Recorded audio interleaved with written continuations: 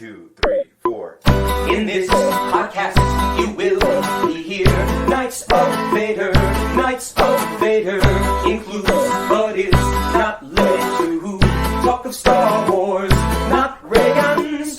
We can't truly prepare for the junk that follows this song, but hey, we gave it a try. So here's the Knights of Vader. Crystal Fox reports they are divided. Prequel, sequel, canon, love they fighted. I know that we are just musicians hired, and their time is up. So here's the Knights of Vader. Impressive. Most impressive.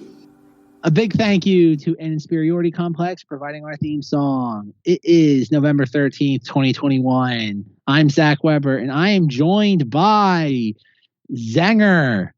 I am in solemn protest that this is not the Visions episode everyone is, of course, waiting for, but I am here. My protest is stated. And Canadian Star Wars collector Chris Porteous. Happy to be here. Any week there's a Lucas sighting is a good week. Indeed. You should check the food court. And former KB Toys manager Joe Yazzo. Whoa! Hey. Yes, I officially have a title now. Yes, I finally realized. I don't know if it's a good one, but it's a title. I'll take it. It's funny, Joe. I was thinking of you. I watched a video on like what happened to KB Toys, and I'm like, oh man, like Joe Yazzo's there. Like he bankrupted them like for the third time back in like 2008. See, I have a bad reputation right now. It's like every store I've ever worked at has gone bankrupt. So I feel bad putting that stuff on my resume because I have a funny feeling. It's like Montgomery Ward, Sears, KB Toys. I'm like, damn. Montgomery like I can't catch Ward. a break. Hey, you know the best thing to do in an interview? Just stare at him and be like, you're next. Hire me. It's foreshadowing. I'm the harbinger of bankruptcy. Oh, God. All right. But we're here not because of Star Wars Visions, which everybody collectively forgot about, a month ago? I think about it every day. And if I was not doing other stuff right now to distract me from this, I'd be watching it in the background. At least that makes one of you.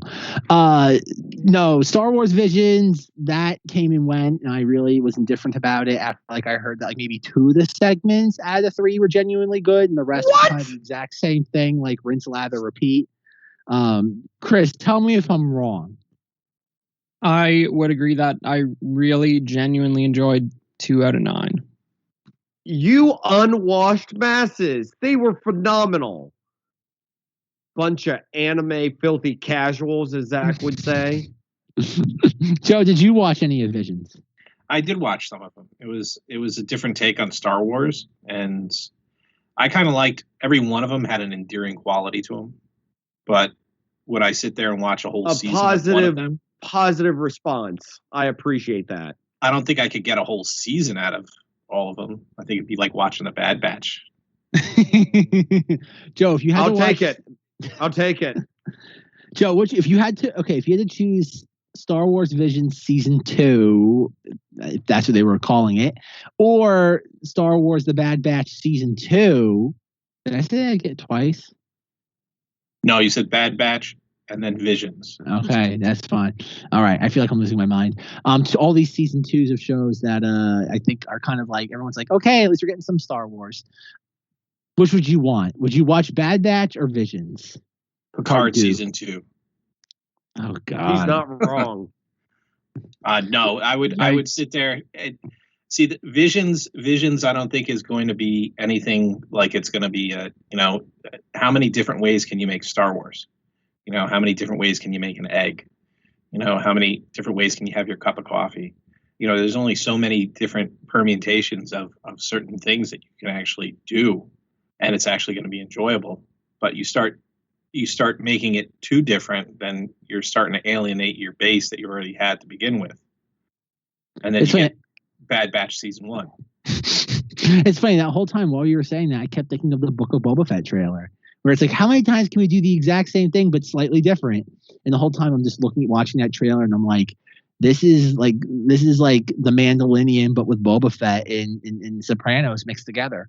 So guys, what do we want to do? I have one thing I want to say in response, since we obviously are not getting a Visions episode. I want it on record, so I can point to this later and be like, "See, I called it." So everyone, make sure to keep your landline phones by for when I call it later. Visions is going to be an underappreciated thing that 20 years from now, everyone's going to hail as the most magical thing Star Wars did during this time frame. Much like another animated series that someone on this podcast does not shut up about. I am making that call now that it will be hailed as greatness years from now. And all of you unwashed masses are not appreciating the amazing quality that it is. There we go.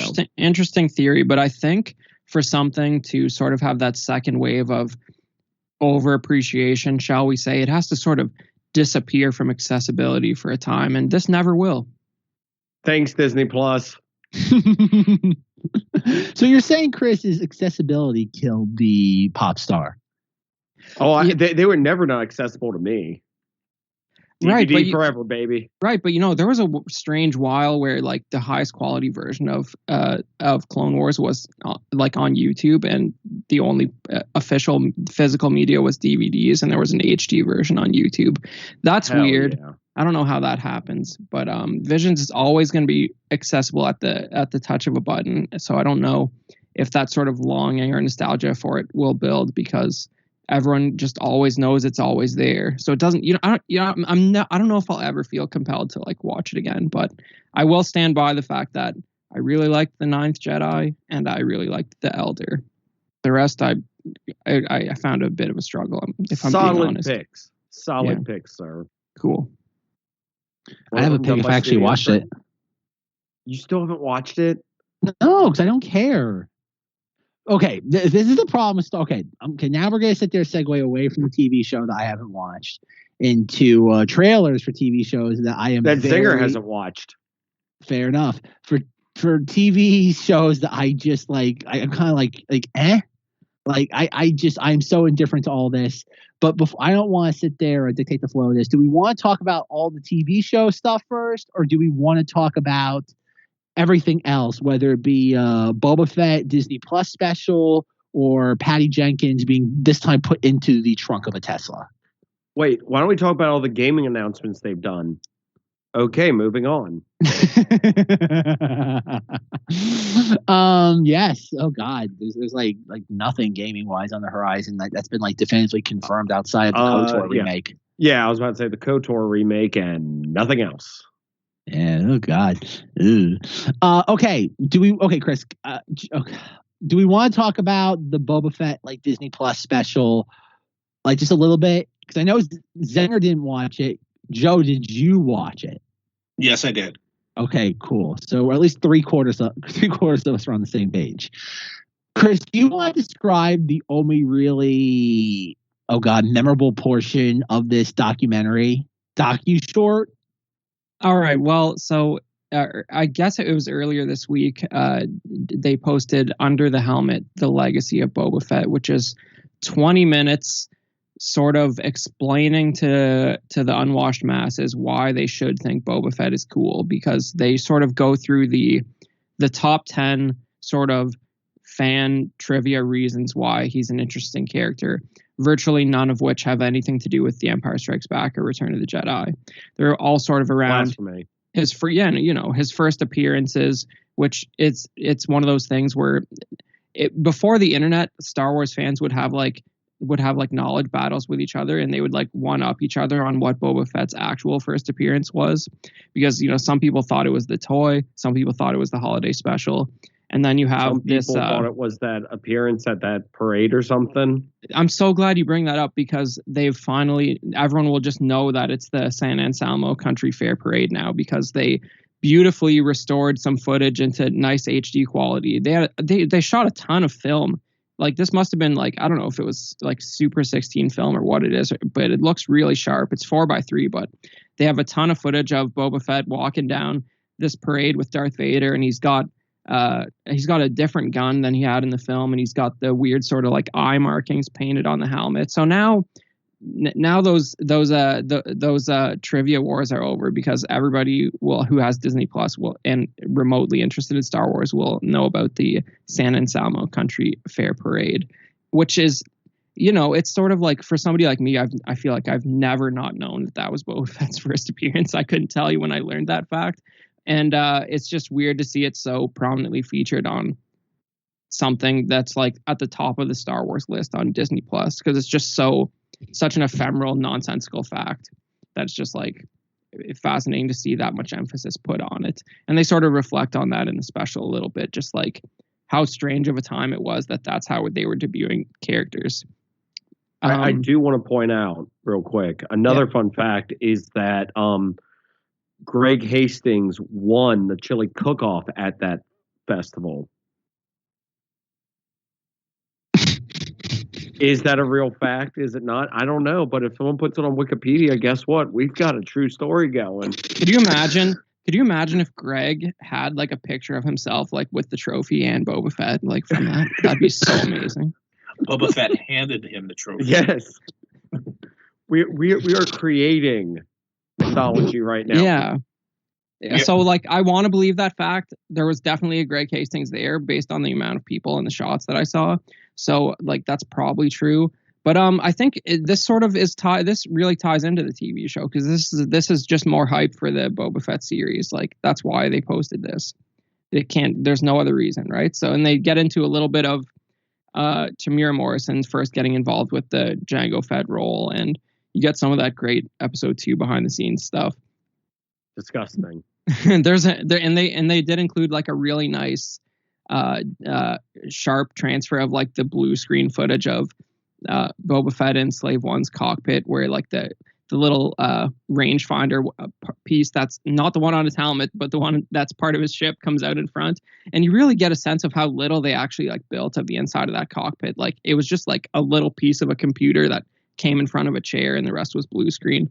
So you wonder how much they really sort of planned out of the inside of the ship. Probably basically nothing.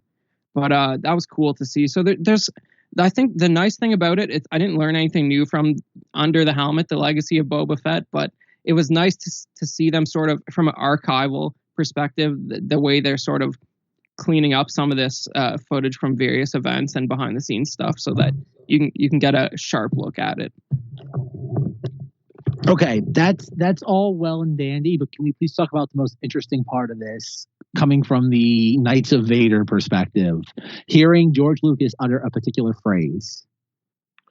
Oh, I want a number 7 off the menu and holiday sauce on it. Okay, I've already made George Lucas's line from this Boba Fett documentary, the opening like insert from like the intro like music.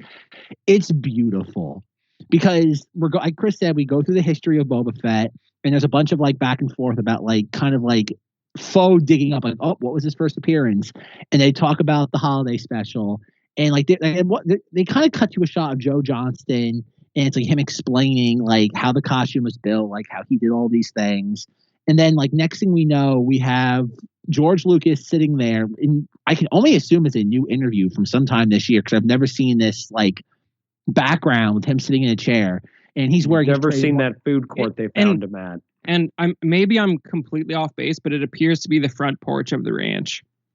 Yes, it does. So I can only hope there's some other documentary, because there's supposed to be like, oh God, aren't they shooting a documentary for like Hulu or something regarding? Is it Howard Kazanjian? I'm probably mispronouncing that. Kazanjian. Of course, Chris would know the correct pronunciation of that. Is there something they're doing with him, like a documentary, or am I getting my wires crossed with the book that was just published? I think there's a documentary. You're probably getting your wires crossed about Howard Kazanjian being involved, just because the book was about his whole career. That was the last Rinsler book. Okay. The point being is there is this new Lucas like interview that we see a couple times sprinkled throughout this Boba Fett documentary, and in it we get some references to the holiday special, and we actually see footage of George Lucas from 2021 just like roll his eyes and say, so there was this holiday special, and it is delightful, and it really, and he says immediately after this, he follows it up with, we had very little involvement with it. But beyond George Lucas's, oh God, having to acknowledge this thing's existence almost 50 years later, is the footage we see of it, the live action footage, which is 100% cleaned up. Yeah, exactly. So there's some sharp archival live action holiday special footage, which there's so much information and thoughts firing off in all our brains when we see that, because we're a certain kind of person. But just to quickly circle back, while the docuseries you were thinking of is actually being directed by Lawrence Kasdan, not Howard Kazanjian. So that's probably what you're thinking of. Yeah, that is my bad. Okay, I'm getting the writer confused with the producer. Yeah, but like it is great seeing new interview clips of Lucas. He actually looks like he's having a great time, which is refreshing. He doesn't look like terribly annoyed to be doing an interview, which like a few of the last ones have seemed a little more along those lines. And when you see him in behind the scenes stuff for The Mandalorian, they don't really talk to him. You just see that he's there. So this was nice because he was smiling, he was having fun. But I wouldn't go that far. Like, he's there willingly, but I don't know if he's having fun. Okay, well, a couple of times it looked like that to me. I mean, you're not wrong that like just hearing him say the words holiday special is great. But what I wasn't crazy about, and I hope you're right that they did a really long couple sessions of interview and they use it in other places. But what I wasn't crazy about was Lucas really, like, he shows up 3 or 4 or 5 times for a few seconds. He never really says anything. The closest thing they allowed in the edit of him saying anything is when he mentions the holiday special. I believe he phrases it as, they were making this holiday special. It's basically absolving himself of like any involvement whatsoever. Oh yeah. Yeah, like I've already inserted if I haven't already inserted the clip like 4 times, I'm going to insert it a 5th. Yeah, because I mean, he immediately follows it up with the line of, we had little involvement with it. And I'm just like, I don't care. I'm like, I get to hear Lucas say the words and I see footage of it in HD. I'm like, I won. I'm taking my toys and I'm going home. I won. Yeah, basically what Zach's doing right now is he's taking his current best version of the holiday special and replacing the few frames in HD that he now has. So he has the best quality version. But this is something, like I said, this is probably a topic for another day. But this is the thing I find very interesting about like current Lucasfilm, is that there is a weird, acceptance of the holiday special that we've never gotten from any previous iteration of this company. Like, we're getting holiday special toys that come out like in a couple of months. They remastered the animated special, like, what was it, earlier this year, and put it on Disney Plus. The fact also is that they had cleaned up footage of it for this documentary, means clearly the original negative is in their possession, and it's there. I'll go farther. It hasn't been destroyed. I'll go farther than that, because they're really opening a can of worms by even talking about it as much as they have here, because they're showing they have cleaned up footage of it. They're talking about it, yet they know for a fact, and everyone knows, that only part of it's on Disney Plus. I don't believe there's like, I'm sure someone's been asked, but I don't know what the most recent public comment is on whether or not the full thing would ever show up on Disney Plus. But I think the chances of that just went way up with this short documentary. I don't think so.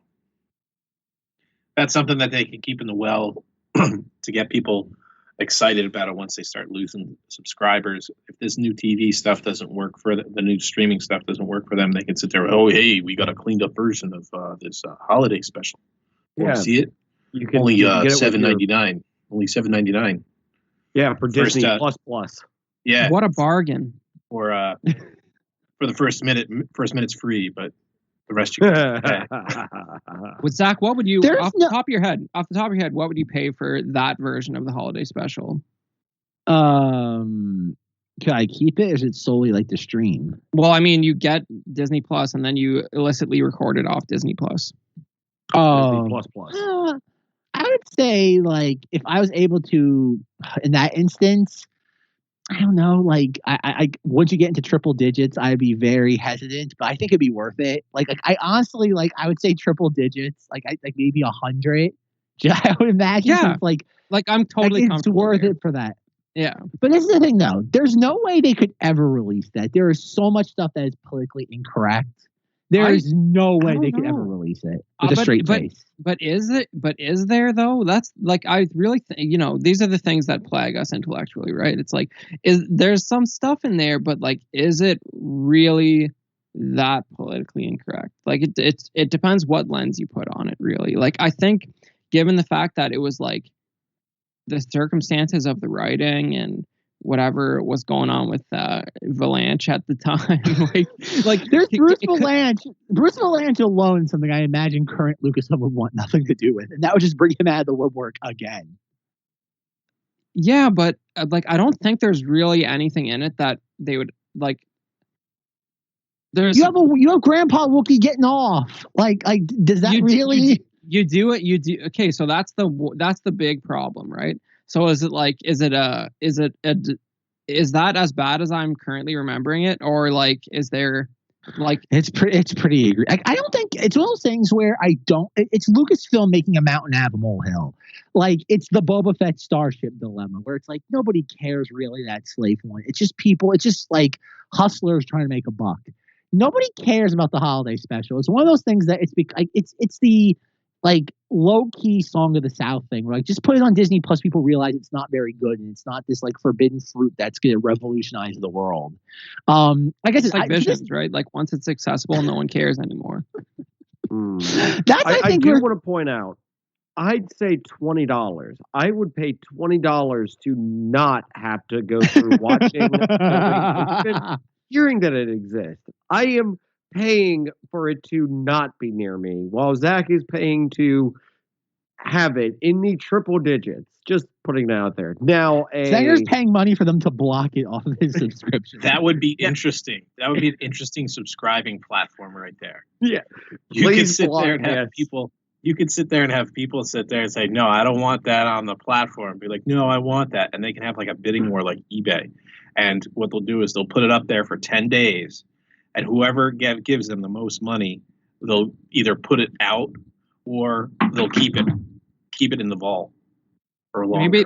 Maybe they post it, but it's just like you have to have your parental advisory thing on, and it only shows up in the stars section. Perfect. No, the other thing I wanted to say was now if they had detours, I'd pay triple digits for that. Well, okay. Just to smell it. I mean, just of course to know it was there. Yeah. Look at a script, not even touch it. Okay. All right. That aside, of course, we segue into detours. Always. I think the thing that I find fascinating, this is kind of the point I was getting at, is that we have the holiday special, which has been the forbidden fruit for pretty much ever when it comes to Star Wars content.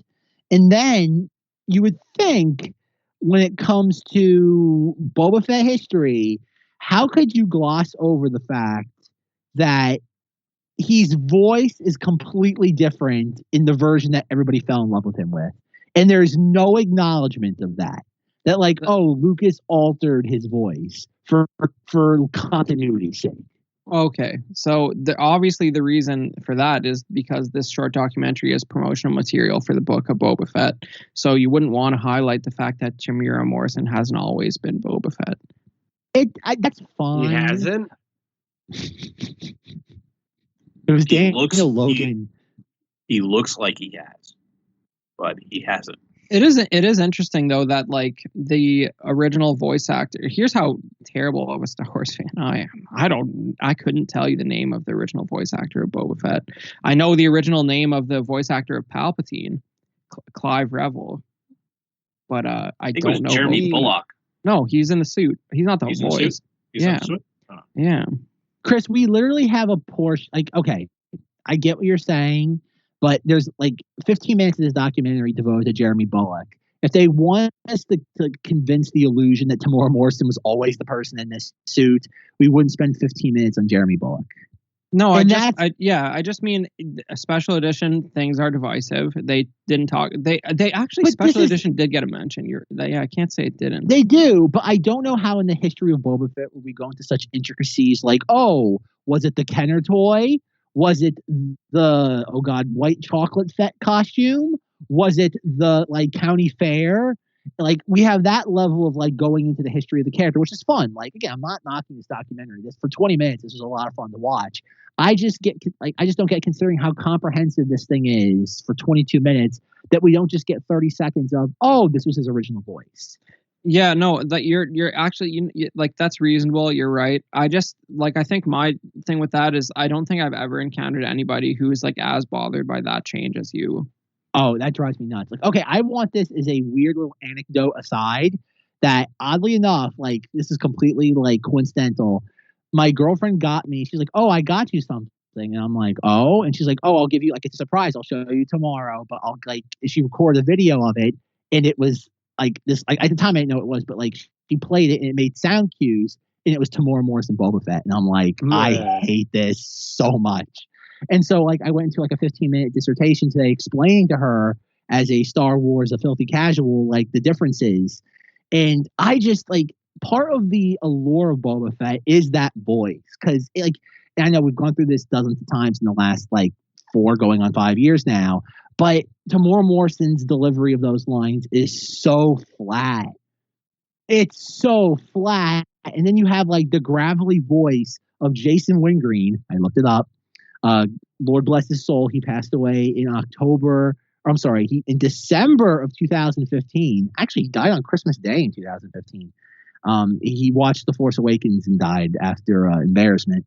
And thank you for the person who chuckled. And that's the thing. Thank you, Zenger. It's the idea that like he has this gravelly voice. Like there is no person on the face of this earth that if you hear, and I'll start the clip here. As you wish. He's no good to me dead. What if he doesn't survive? He's worth a lot to me. Put Captain Solo in the cargo hold.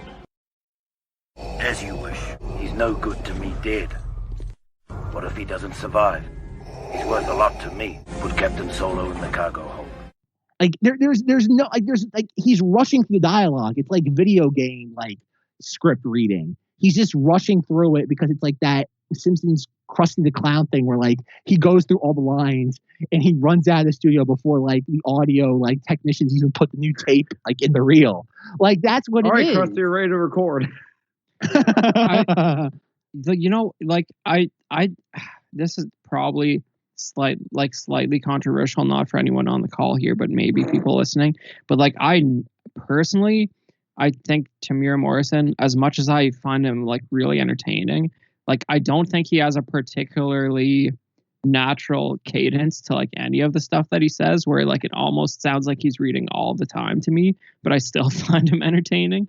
Like I really get what you're saying, and I think I draw even less of a distinction, but it's Boba Fett's voice is like almost like an era for me. Like Holiday Special Fett is a different voice actor, but like he feels closer to like the original like Empire Strikes Back voice to me, because it's just like there's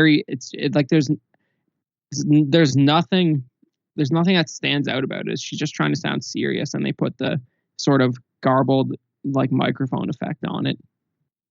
That's the thing. I've always explained this. You could have left the voice alone because you could say it was like a voice modulation in the helmet. You could have explained it away that easily. And I get it. Lucas was obsessed with continuity in the early 2000s, so he was going to sit there and do whatever he wanted. That's his right. But it's I just don't know how you don't acknowledge it. It's literally you could like it's what this thing is 22 minutes long. What is 23 minutes? They realize Well, you know, it's targeted at the people who don't already know all this stuff. And they realize those people can only listen about Boba Fett for 21 minutes. Fair enough. But I just think, like, at least considering that we go through every iteration of this character, all the way, like, down to, like, again, white chocolate Fett, the freaking county fair thing that, like, I get it, but, like, they spend, 3-4 minutes on that? And it's like, that is inside baseball level of Star Wars stuff, where it's like it's cute, but we don't need take 30 seconds from that and give it to the voice actor that originally did it. considering that, like, God, like, we spend so much on Jeremy Bulloch, but Jeremy Bulloch had nothing to do with the voice. Like, sure, he did like a decent, if not good, job of like miming like some stuff, but it's the voice. Like, that voice is everything in Empire. The no disintegrations, as you wish. And it's like, oh God, just the gravelly nature of it. Like, that's like half of that. Half of it's the costume, the other half is that voice. And I think it's a genuine disservice to the history of the character by not even just mentioning it for 10 seconds. Well, it's a good thing we're here to set the record straight. Damn straight. We're gonna find some YouTube clips, and you're gonna insert some clips, and we're gonna find some YouTube clips and spam them. That's gonna be the last like 15 minutes of the episode. Like, everyone's gonna be like, "Wow, they did like a 2-hour episode, and like the last like 15 minutes after the credits is just me looping that over and over again." The nice thing about that is, if you cut it tight enough, you probably won't get some sort of weird auto detection by Disney, because they're like not defending that audio anymore at the moment. That's how people get around selling like bootleg copies of the original trilogy. It's a cut that Disney has disowned. That's weird. I wonder, like, Chris, you've seen that. Like, I can't speak for Zenger and Joe, but like all these like bootleg DVDs that are out there, like, never mind just like what 4K 77, 4K 80, 4K 83 if they've gotten to it by now. They got to 83 before 80. I think they've now put out 80, but it's like they had a lot more trouble assembling Empire. They didn't have one single theater film print that was good enough in and of itself that they could just work from that. They had to assemble a bunch of different versions, and I think even one of them was like 16 mil. So it's not as perfect as Star Wars and Jedi, but I've yet to pick that one up. Fair, but yeah. It's I wonder if Lucasfilm, this, like, Disney to a larger extent, just doesn't care. Like, it's one of those things where it's like, you know what, like the underground market is satisfying those needs. Like I said, there's the infamous J.J. Abrams quote from almost 2 years ago where he was interviewed about this, and he gave a very frustrated answer about it. So I just wonder if Lucasfilm has just written that off, figuring that like yes, we're leaving money on the table, but anybody who cares has already scratched that itch. I'm sensing no strong opinion about this from Zenger. I mean, I have DVDs of the versions of them that I'd want. Like, the ones where I don't have to listen to Morrison. Right, but I mean, like, that. So this is a great point. So, like, for one, so like I go to these collector meetups. There's like an Ontario group, and they're all like guys about 10, 15 years older than me. They collect like, I'm going to help you out real quick. In American, that's pronounced Ontario. Yeah, well, there's an Ontario, California, so I think they say it that way too. But either way, they really, if you ask them on paper, the special edition is terrible and the prequels are terrible, and like episode 7 is kind of good. But like I've brought that DVD set, like, because I have an extra one, because like now I have 4K the 4K like illicit versions of those movies, so I don't need that DVD set anymore. None of them want it, and you have it, and I'm willing to bet that you probably haven't put it in and played it in a long time, because it's really like watching mud compared to Disney Plus. And like you can't pay people to watch something that looks like they're failing a driver's test when they look at the screen. So I don't, it's just like, that you have it, but you're not watching it, much like how you will continue to not watch Visions ever again, is my prediction. So I don't think people are actually clamoring for it. I think that's part of the reason why they don't highlight that kind of stuff. The reason why people aren't clamoring for it, it's the Lucas quote of like, after X amount of time, like every VH copy will like just like deteriorate in quality, and people will forget that exists. Like, I remember this was like a year ago. I was talking to somebody at work, and like, I don't want to say he was a kid, but he's about like 10 years younger than me, and he had so like 19, 20, and he had literally no idea that there were like alternate versions of the original trilogy. And he was like a big like contemporary Star Wars fan, like prequels onward. And I'm like, so like, what's your opinion, like special edition versus like unaltered? And he's like, what? And I'm like, yeah, like, and he's like, what do you mean, like different versions? I'm like, oh God, where do I begin? And he's like, yeah, I've never heard of these before. Well, Zach, that's a failing on the parents' part right there. Well, listen though, but the best way for him to compare those would be to find a YouTube video which overlays all of them, because his whole entire life he's never had access to physical media of those. That's fine, and again, I'm not telling anybody which version's better, but objectively speaking, it's the versions that existed pre 1997. You are fundamentally altering things, and this, not to make this discussion, because this was the second episode of the podcast ever was arguing over the special editions, but again, it goes back to Sebastian Shaw. It's I hate the fact that they've conditioned the fandom at large into no, Hayden Christensen makes sense. It's it doesn't. It makes sense on zero level. It's not they. It's Lucas who made that part of his parting deal. No, it's all, yes, but also no. You have the current Star Wars Illuminati, Cowboy Hat Man, all of them of the current brain trust that go around they haven't done it in a couple of years because we haven't had a celebration in a couple of years, but they'll go around and it's and Cowboy Hat Man has said on the record, he's yeah, it makes sense because that's the version that found salvation. I'm no, that's the version that murdered a room full of children. I'm it's the old man with singed off eyebrows or with eyebrows that sat there found salvation. There's a little, there's a little more to it than that. I think the main, it's a shame that they answer the question that way, because a more reasonable answer to the question would be that if we have a 12-year-old kid watching these movies all the way through 1 to 6, we want them to understand what's happening at the end. That's absolutely wrong. In that order. It's for the kids. My children will watch 4, 5, 6, and then maybe watch the other ones if they feel like it. I'll admit that it's at least 30% for the kids. I don't think so at all. I think this was Lucas's obsessive compulsive nature, and I think Cowboy Hat Man has a narrative, and he's just running with it because Lucas is his idol and mentor. And I think that's my problem. He's looking to get fed. That's why he's looking to get paid. He has to say that stuff. The guy's still alive. Just wait until George Lucas is in the ground, and then you'll see how people really feel about it. I can't wait. I can't wait. I want Lucas to live a happy, healthy life, but the moment that man becomes room temperature, the amount, the floodgates will come down in these stories we're going here. Oh, exactly. I can't wait. It's going to be 2 minutes after the eulogy. It's going to be 2 minutes after the eulogy. Zach. Everyone's going to eat their rotisserie chicken. And be like, George, this is for you.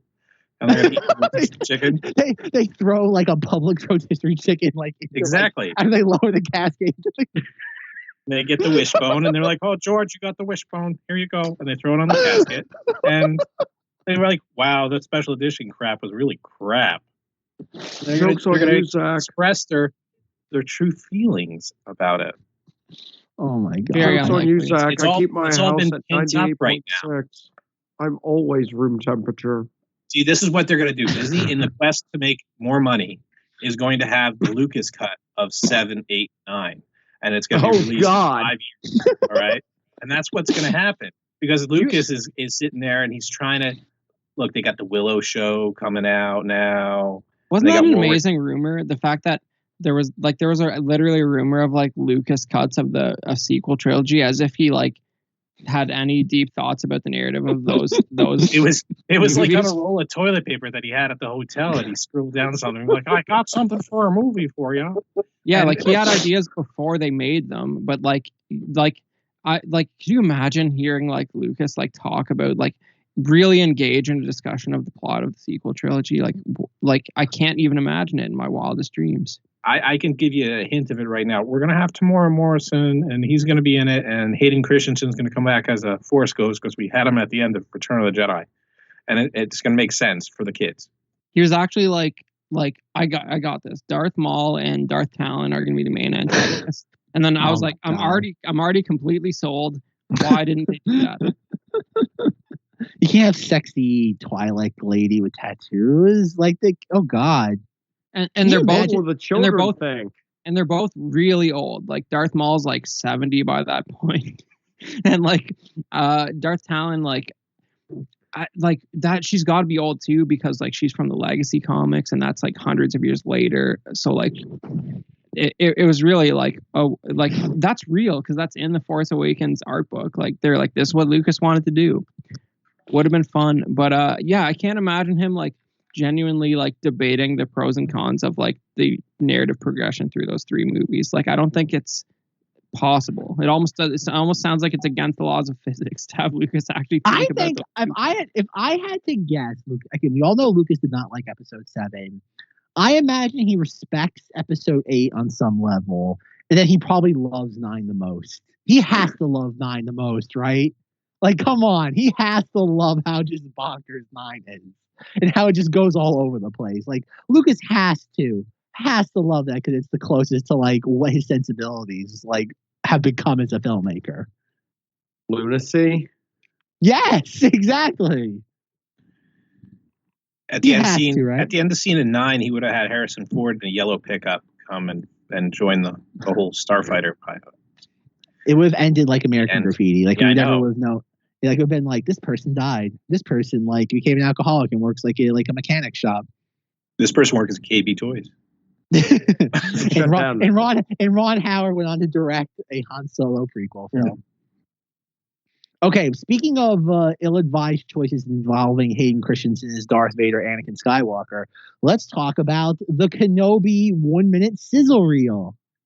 That I think is the only thing all of us watched. Zach, how much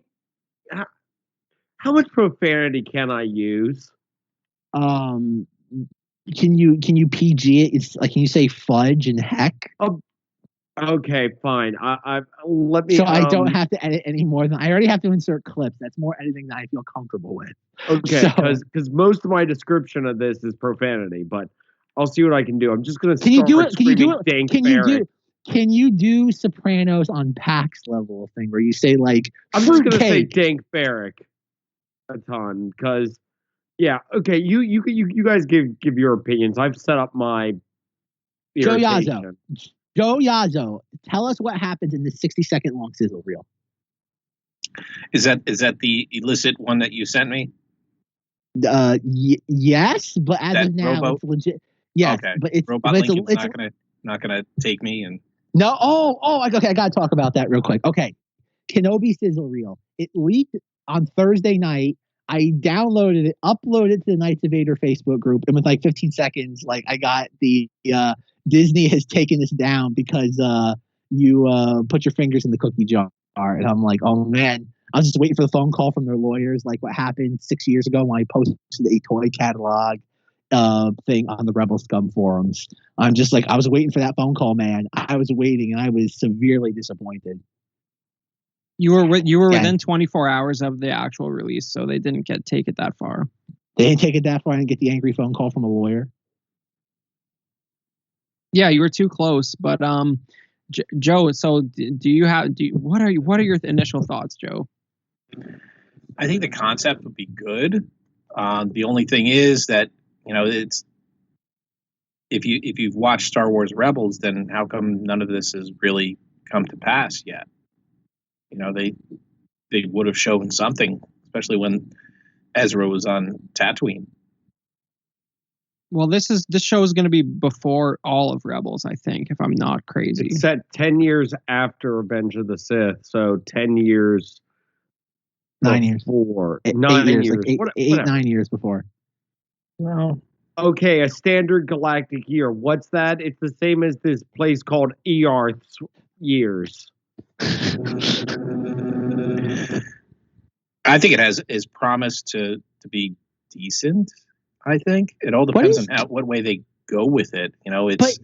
But this is the problem though with this show, is that like Obi-Wan Kenobi is not supposed to really do anything of value like during this time period. Like the most exciting thing he does is what essentially happens to Cobb Vanth on Tatooine, where like he get like the gangsters like start beating up on the innocent people, and he steps in and like has to like low key uses abilities to help like innocent people not be like, oh god, overrun by like criminal syndicates. That's pretty much But the Hutts are okay. Well, it's the idea that like as long as they like stay out of like the territory that Obi-Wan is like protecting. again, it's that Kenobi novel that I think they're reissuing sometime next year. Like, it's essentially that. Like, they basically, the Cobb Vanth story is more or less that Kenobi novel that came out, like, what, 10, 15 years ago? Yeah. It's essentially that. Like, that, and again, it's this weird, I don't even want to call it, this weird, oh, God, like, consuming of other media, cannibalization, maybe, of other stories for new characters, only to have to, like, create weird boilerplate stories like for new tales and stuff. Or am I just looking at this the wrong way? Chris, I'm curious what your take is on this, because I would imagine you're going to be a little more nuanced but Zenger, but the sentiments give you the same. Okay, so this feels really important to me because, like, I've been engaged in pointless Facebook group arguments about the Kenobi show up to today. And, like, I'm the kind of person who will, like, I'll be in Facebook groups where they only just, very excitedly applaud every single thing that Lucasfilm and Disney does. And you show any dissension and you might get comments deleted, stuff like that, right? So, like, I posted in one such group today that shall remain nameless. I'm excited. No, that's very open-minded group where you can pretty much say a lot of different stuff as long as it's not profanity. You're pretty good over there. But I posted in a very accepting group that I'm excited for this series. I think there's definitely something to say left for the character. It's just the idea of this climactic duel with Vader really doesn't necessarily fit with Lucas's 6 films, in my opinion, because it just sort of narratively shifts the last point they contacted each other, and it doesn't feel right to have them have a serious battle between 3 and 4, in my opinion. Ding, ding, ding. Give them a prize, everybody. I mean, but so that Kenobi novel, like you guys were talking about, like, that's what I want. But the problem is that's sort of the 7 Samurai story, like the Kurosawa movie. And the problem is they've done that like 3 times recently in different shows. So I think, maybe they're conscious enough to realize they've done like a Clone Wars season 7, Mandalorian episode, all like that, and they can't do it again. I'm guessing that like maybe they're conscious enough to realize they've literally hit the nail on the head so directly. Like, by the way, this is a Kurosawa reference. that they can't do it in a 6-episode series so explicitly, because that's kind of what that novel is, and that novel is great. But that novel is also great because it centers the story on him sort of keeping Luke safe rather than having him go on some crazy adventure where he encounters Vader. I just had a thought. Because, yes, him encountering Vader irritates me to no end. It completely ruins good movies and good stuff for the sense of what? Nothing. Pleasing Zach? I don't think so. I will not have that on this podcast. But, I mean, overall, here's the thing that really irritates me, though, is, like, why? Why do we have that? But the thought I had was this. What if that's not Obi-Wan? What if it's thrown up there as a mislead on purpose? Like, what if it's just Vader hunting down other Jedi still? Like, it's his name's Obi-Wan, but when he dies, you find out that it wasn't really. He took on the name of his master or something like that. No, I'm just saying that the person he's fighting in that sizzle reel thing isn't actually Obi-Wan. I don't think they would do that because they know it's just him killing another Jedi. Yeah, I mean, that one panel of concept art could be, and I kind of hope so, because it looks far too derivative of the Mustafar battle. Like, if they really have another like lava battle, like, please help me. Yeah, but I mean, yeah. So that's the thing, right? Like, I'm not making a huge deal out of it.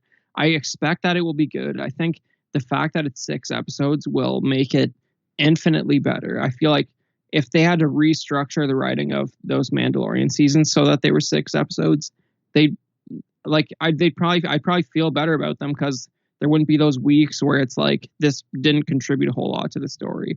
So I think that it's going to be narratively really tight, and like they'll have something to say every episode, but it's just how they're going to handle that confrontation with Vader, which from day one, Kathleen Kennedy, when she announced it and Ewan McGregor came out on stage with her, and like said he's going to play Obi-Wan again. I feel like that week there was a quote from her saying something like rematch of the century. So like the Vader Obi-Wan duel was on the table like basically when this series was announced. That's been their marketing tagline for this entire thing. It's two-part. It's Ewan McDonald is back and rematch. And it's like, okay, like I have to think, like I can see how they're going to do this, but I just don't see how it's not just like spinning your wheels. Because like because there's no way for Vader and Obi-Wan to fight on Tatooine. That would it's too close to Luke. I could see something happening where Obi-Wan has to leave Tatooine, and then you get your thing. Because like there's two lines of dialogue from A New Hope that reference them meeting again.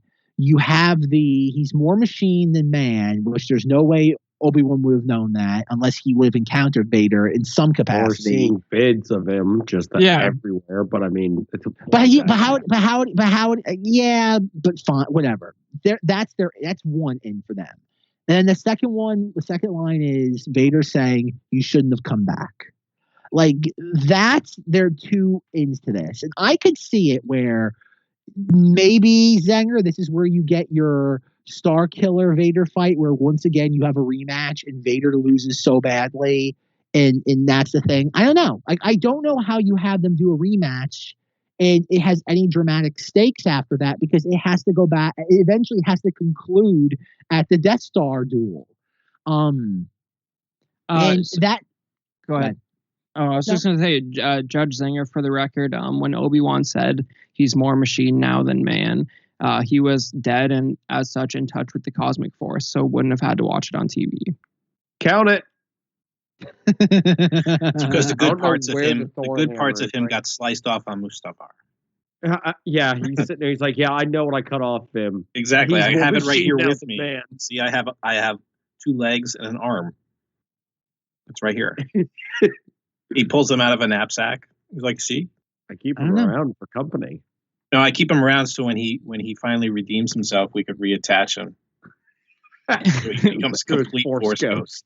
Yeah, but like, you know, I believe it will be good, because I really do. It's just like for a while there was this narrative like, how funny is it if you watch the movies in order, this crazy duel that Obi-Wan and Anakin have, only to see them that followed up with the duel that's in A New Hope, right?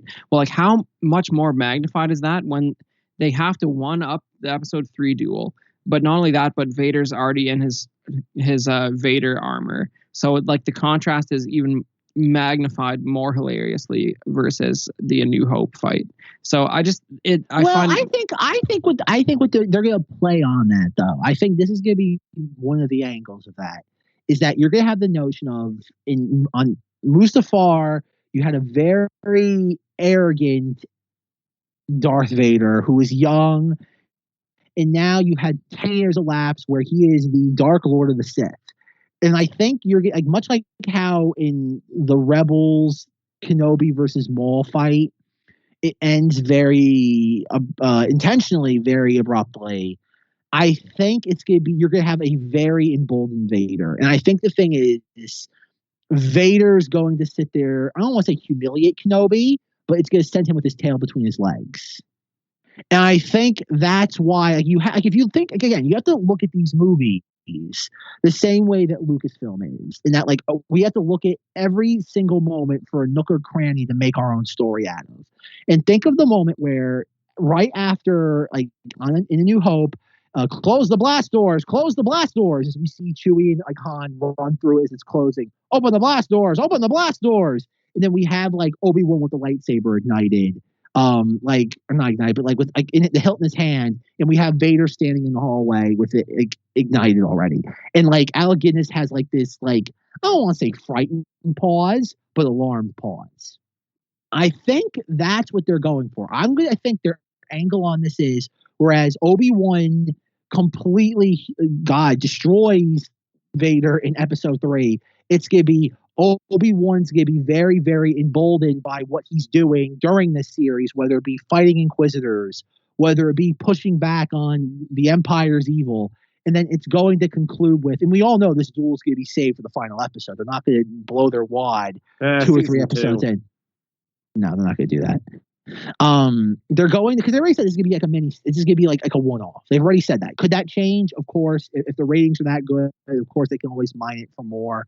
But I do think this is going to be saved for your last episode, your 6th episode. And I think it's going to be is Vader's going to wipe the floor with Obi-Wan. Obi-Wan's going to come within like an inches of his life, and then it's going to end with like Obi-Wan finding the hut that we see in A New Hope. And it's gonna be like, okay, I have to lay low now. I cut it. This came way too close to not just my life, but exposing my guardianship of Luke, and I have to do this because there's also the thing too that apparently they cast a young Leia in this, so we're going to see 10-year-old Leia at some point. So I can only assume Basil Oregano will show up. Will we see Alderaan? Will we actually get to see like Alderaan like as an actual thing and not just like 2 establishing shots in Revenge of the Sith? There's that angle. So, but again, my take on this is going to be Obi-Wan's going to be not humiliated, but just he's going to be come within an inch of his life, and that's going to be the oh my god, can you believe that happened? Like it's going to be the Darth Vader at the end of Rogue One. I think they're going to lean into that, considering that was the last ubiquitous thing that was loved by Disney Star Wars outside of Luke Skywalker Mandalorian season 2. Disagreeing. Okay. Any reason why in particular, or just blanket disagree? When I left you, I was but the learner. Now I am the master. See, it wouldn't work. That line doesn't work then. None of this, Matt. This shouldn't happen to begin with. It shouldn't exist. Exactly. Like, that's why I think it's a fake out, and we're not going to have a rematch. I think it's going to just be a different Jedi he fights.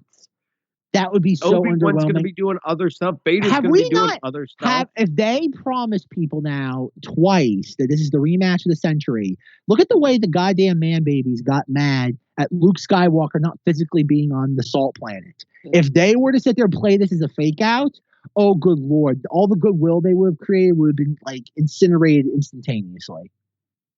He fights some guy named, I don't know, makeup name Justin, Galen Merrick.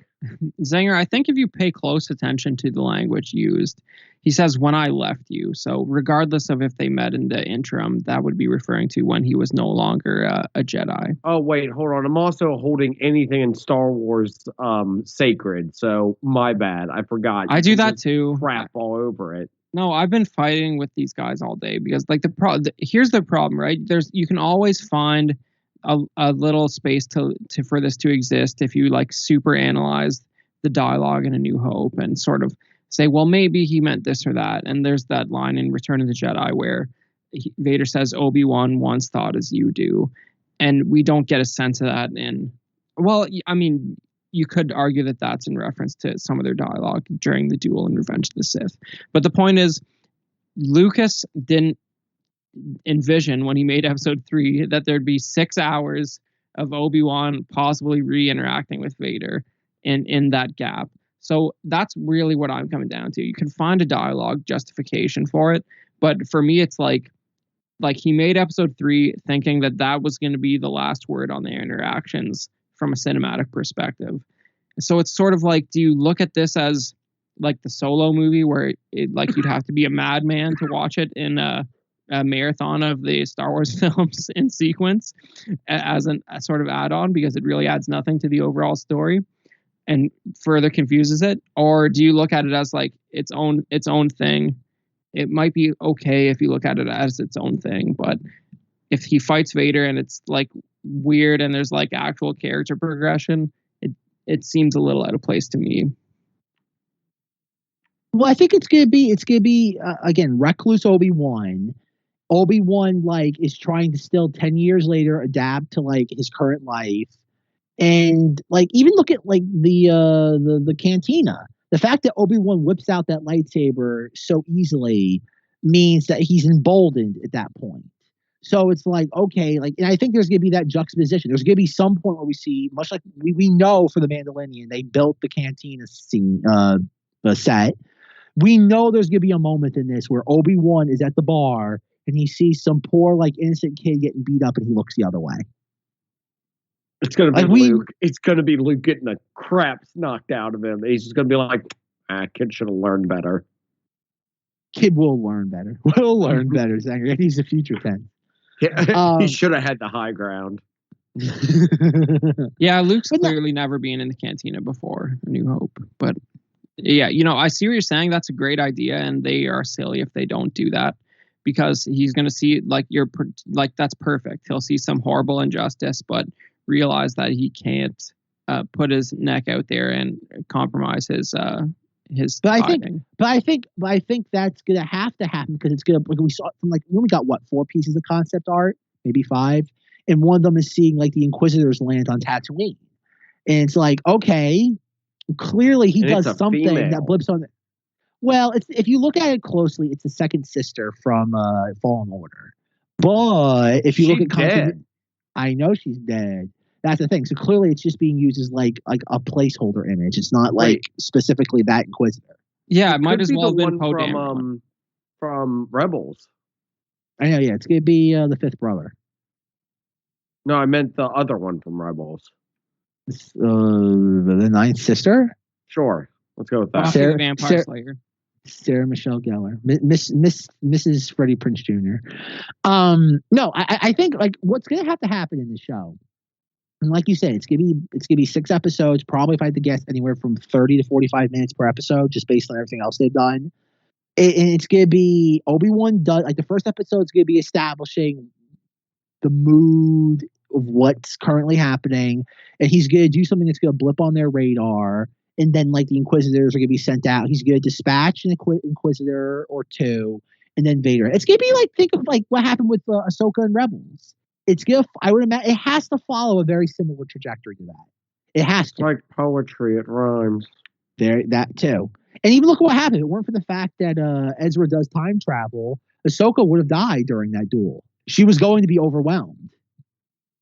And I think the thing is that Obi-Wan's. That's gonna be the thing. Obi-Wan's gonna become very, very close to that, and he's just gonna barely escape. And that's gonna be the lesson that definitively teaches him he has to lay low. He can no longer be a hero of the Republic.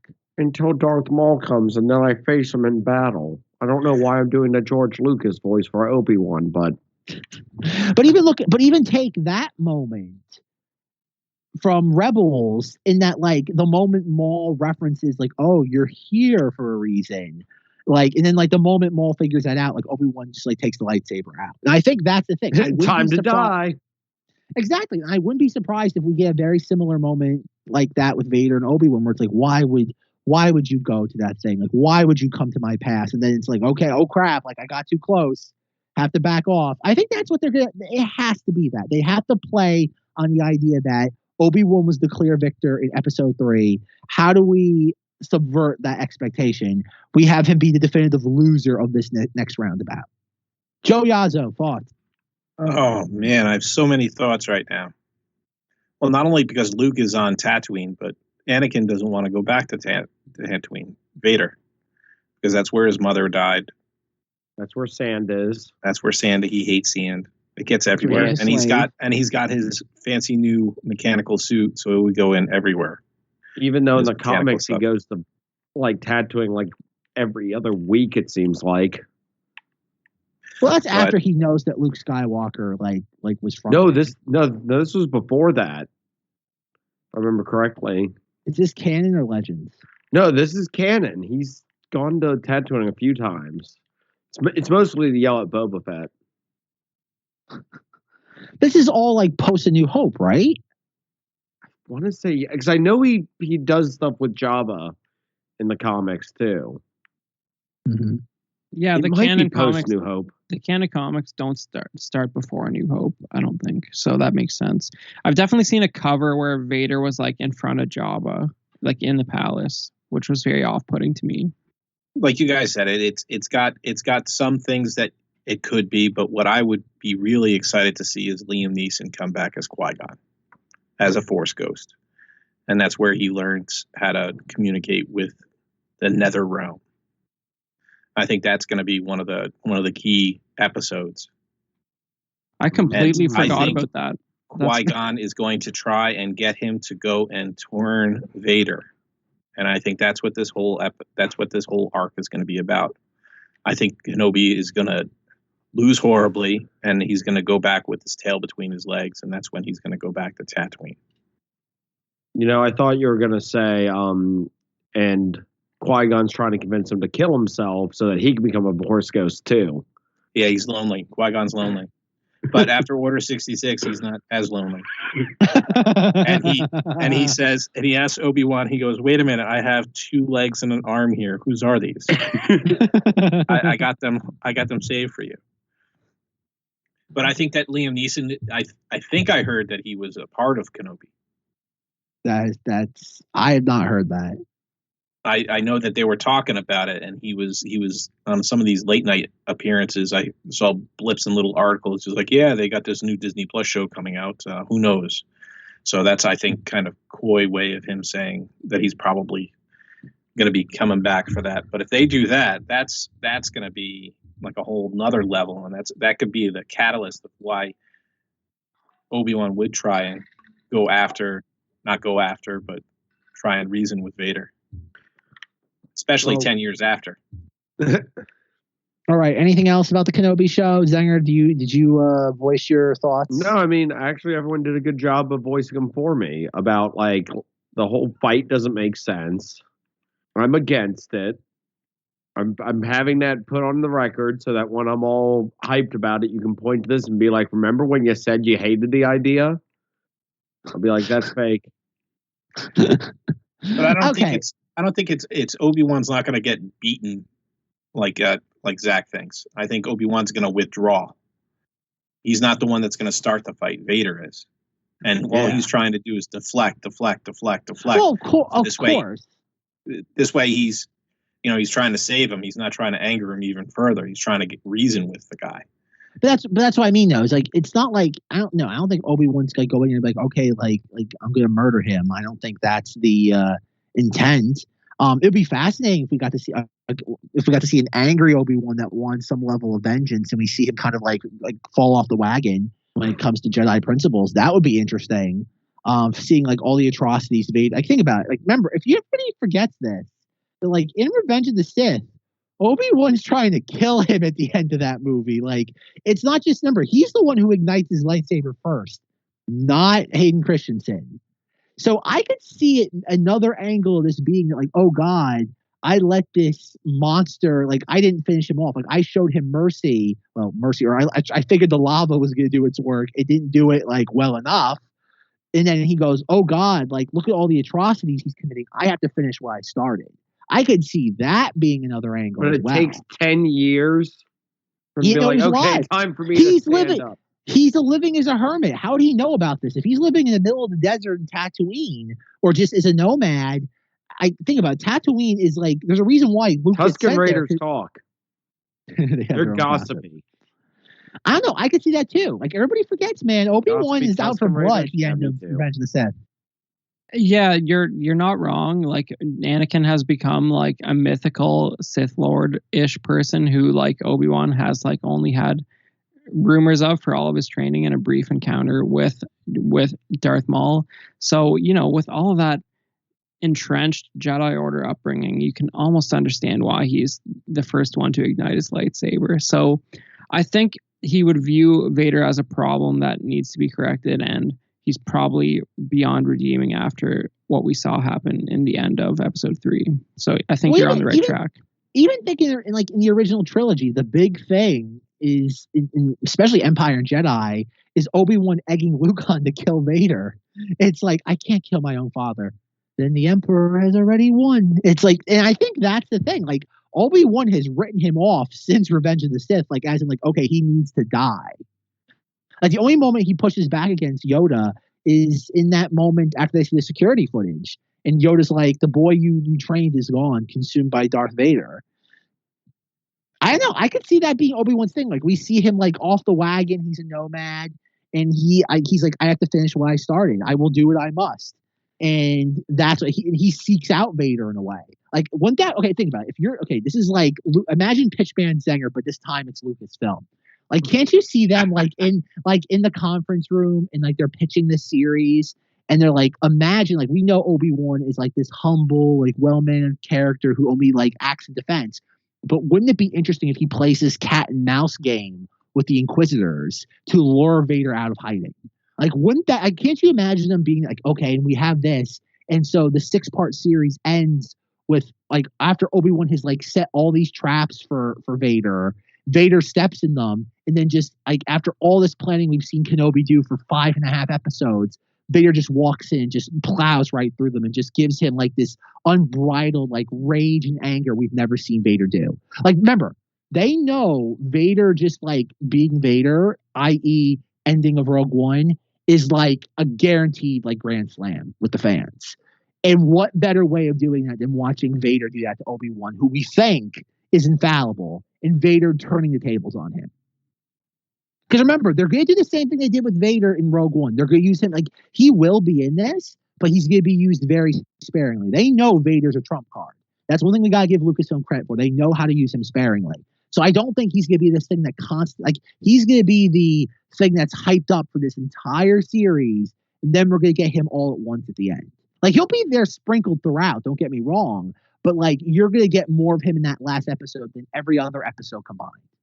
And I think that's their angle on this. That's going to be their angle, is that like, wouldn't it be interesting if Obi-Wan's the one like trying to like set traps for him, and then Vader just comes and just obliterates him?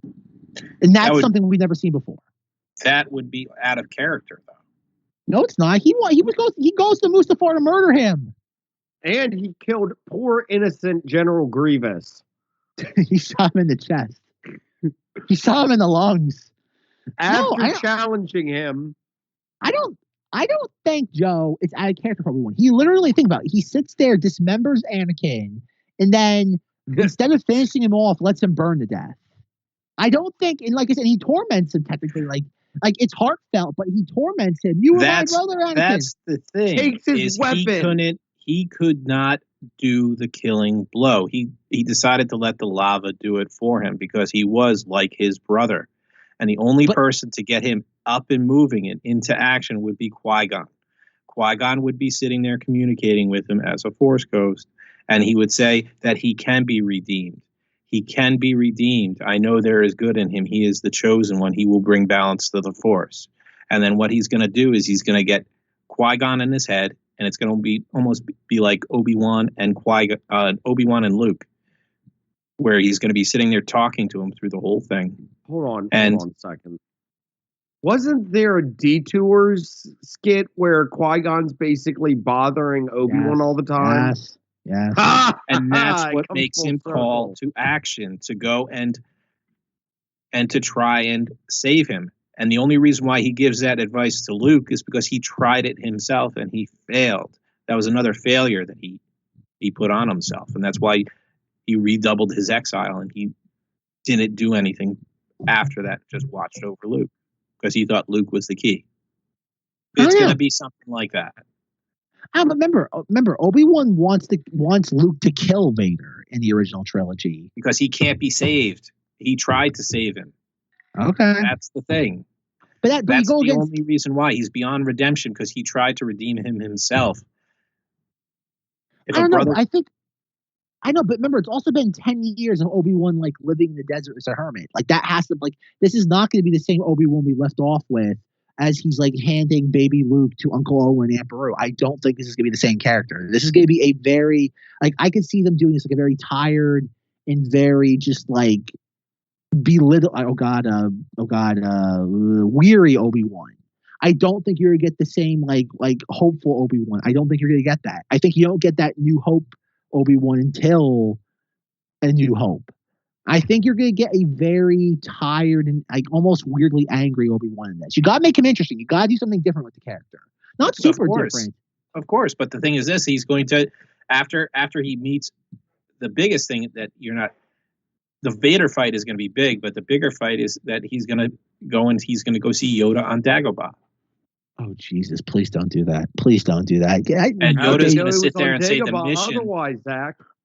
Yoda is going to redefine his mission and say that his mission is the son of Skywalker. I can almost note this time and date is 8/25 on 11/13/2021 Ad Inspiriority. All right, year of our Lord. Notate it. All right, put it in. I don't think there's enough episodes. Yoda's gonna be in this show. I know he is. I don't want right? that. And it's gonna be I at don't the want end. any of this. And if they're gonna have a season 2, it's gonna be Obi-Wan on Dagobah, going back to Dagobah and counseling with Yoda. So what we're gonna do about this guy? Do you guys chicken? Do you guys remember that time in Clone Wars season 6 where like Yoda's talking to the spirit of Qui-Gon and he's like, "So, you want to just tell me who the Dark Lord is?" And Qui-Gon's like, I'm not sure if I can do that. He goes, spoilers. Okay, anything else about Kenobi, or do you want to transition to the Book of Din Djarin? I think we got the Obi-Wan pretty much covered. Okay, yeah, it's going to be good. Clearly, all right. It's going to be interesting. It's going to be fun to watch, and that's the one thing I can say. It's only 6 episodes, so everyone's interest is going to be piqued. They don't have to put a lot of filler in it. They'll always put a filler in it. There'll be an entire episode with a bunch of droids go to like a dust planet, like the You're going to see little R2 frog guy. and 3PO because Anthony Daniels needs a paycheck. Damn it! Oh God, he hasn't been. And I'm kind of shocked they haven't shoehorned 3PO and R2D2 into the Mandalorian. I'm surprised they haven't gotten shoehorned. Oh God, there's always season 3. Oh God, don't give them any further ideas. All right, the Book of Tony Soprano. Thoughts on the Book of Boba Fett trailer? I'd just like to point out that R2D2 is in the Mandalorian. I'm done. Is what? Where? Oh, he is. He's with processing. Luke. What? He's with Luke. Oh God. Yeah, you're right. That doesn't count. Good call. Doesn't count. Good catch. Unless Kenny Baker is there, it doesn't count. Unless they're together. Like unless they're together, it doesn't count. It has to be like Rogue One level. Like they have to both be there, just shoehorned into a sequence. It doesn't count unless they're both there. Even in Rebels, they were both there together. If one's there without the other, it doesn't count. Kenny Baker's not there, it doesn't count. Now you're. I mean, I think if we're going by like G level canon, like R2D2 is really the one recording all of the galaxy's political events. I know. Okay, Book of Boba Fett trailer. Damn it! I'm excited and sitting here in anticipation and blindly indifferent because I have zero expectations for this show, like zero, and that's a good thing. When I say I have zero expectations, it means I have no clue what I want out of this, so I'm on board for whatever they decide to try to do. So that's my opinion on it. The trailer looked like a thing. He's going to have his helmet off a lot, which is going to confuse me even more because I'm like, how do we go from a character who never took his helmet off to a character who does nothing but take his helmet off? The Sarlacc juices, man, like he was never comfortable again. I don't like your defense of these bad decisions they make. How else can they constantly remind us that it's Tamira Morrison? But you know, the trailer was weird, right? Like it's not one of those trailers where you watch it and you're like, I could not be more hyped for this. Like, you know, like the Rise of Skywalker trailer, amazing trailer, masking the fact that the movie is like sheer insanity. Like you could do a trailer like that for the Book of Boba Fett. It's not hard. They definitely have enough footage, and they could find a music track that would trick us that it's going to be like the best thing of the decade. They didn't do that. It's a lot of sort of like the way they're sort of presenting his like leadership style of the underworld is very non-threatening. So like I don't like, you know, he's sort of de-escalating the pointless violence in the underworld, which like that's not the most exciting way to make a trailer. I don't know, like if we're supposed to be hyped up by Boba Fett's higher grade values than Jabba the Hutt had. It's an interesting thought.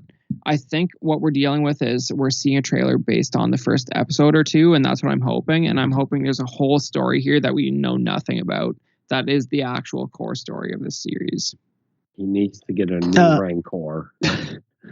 There's a rumor going around about like a Rancor sequence in this that it sounds fine, but we'll say that in due time.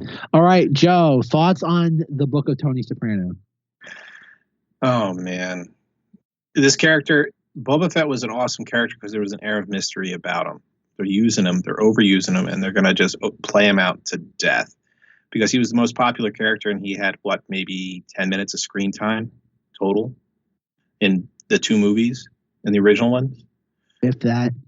I believe the new documentary says 6 something. Oh my God. Really? And even of that 6.5 minutes across 2 films, Jeremy Bulloch is not even all of that, because they show this like awesome like 80s stunt guy who did the one jetpack shot too. So but carry on, 6.5 minutes or so. Okay, 6.5 minutes. Thank you.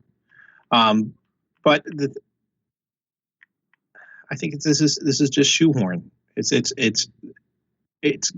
going for people. It's a stunt to get money. Is it going to be good? I hope so. Is it? I don't know. You know, I have a better feeling about the Kenobi show than I would something like this, because if Boba Fett was a big time player, then he would have been in the sequel trilogy, I think. Which is why he dies at the end.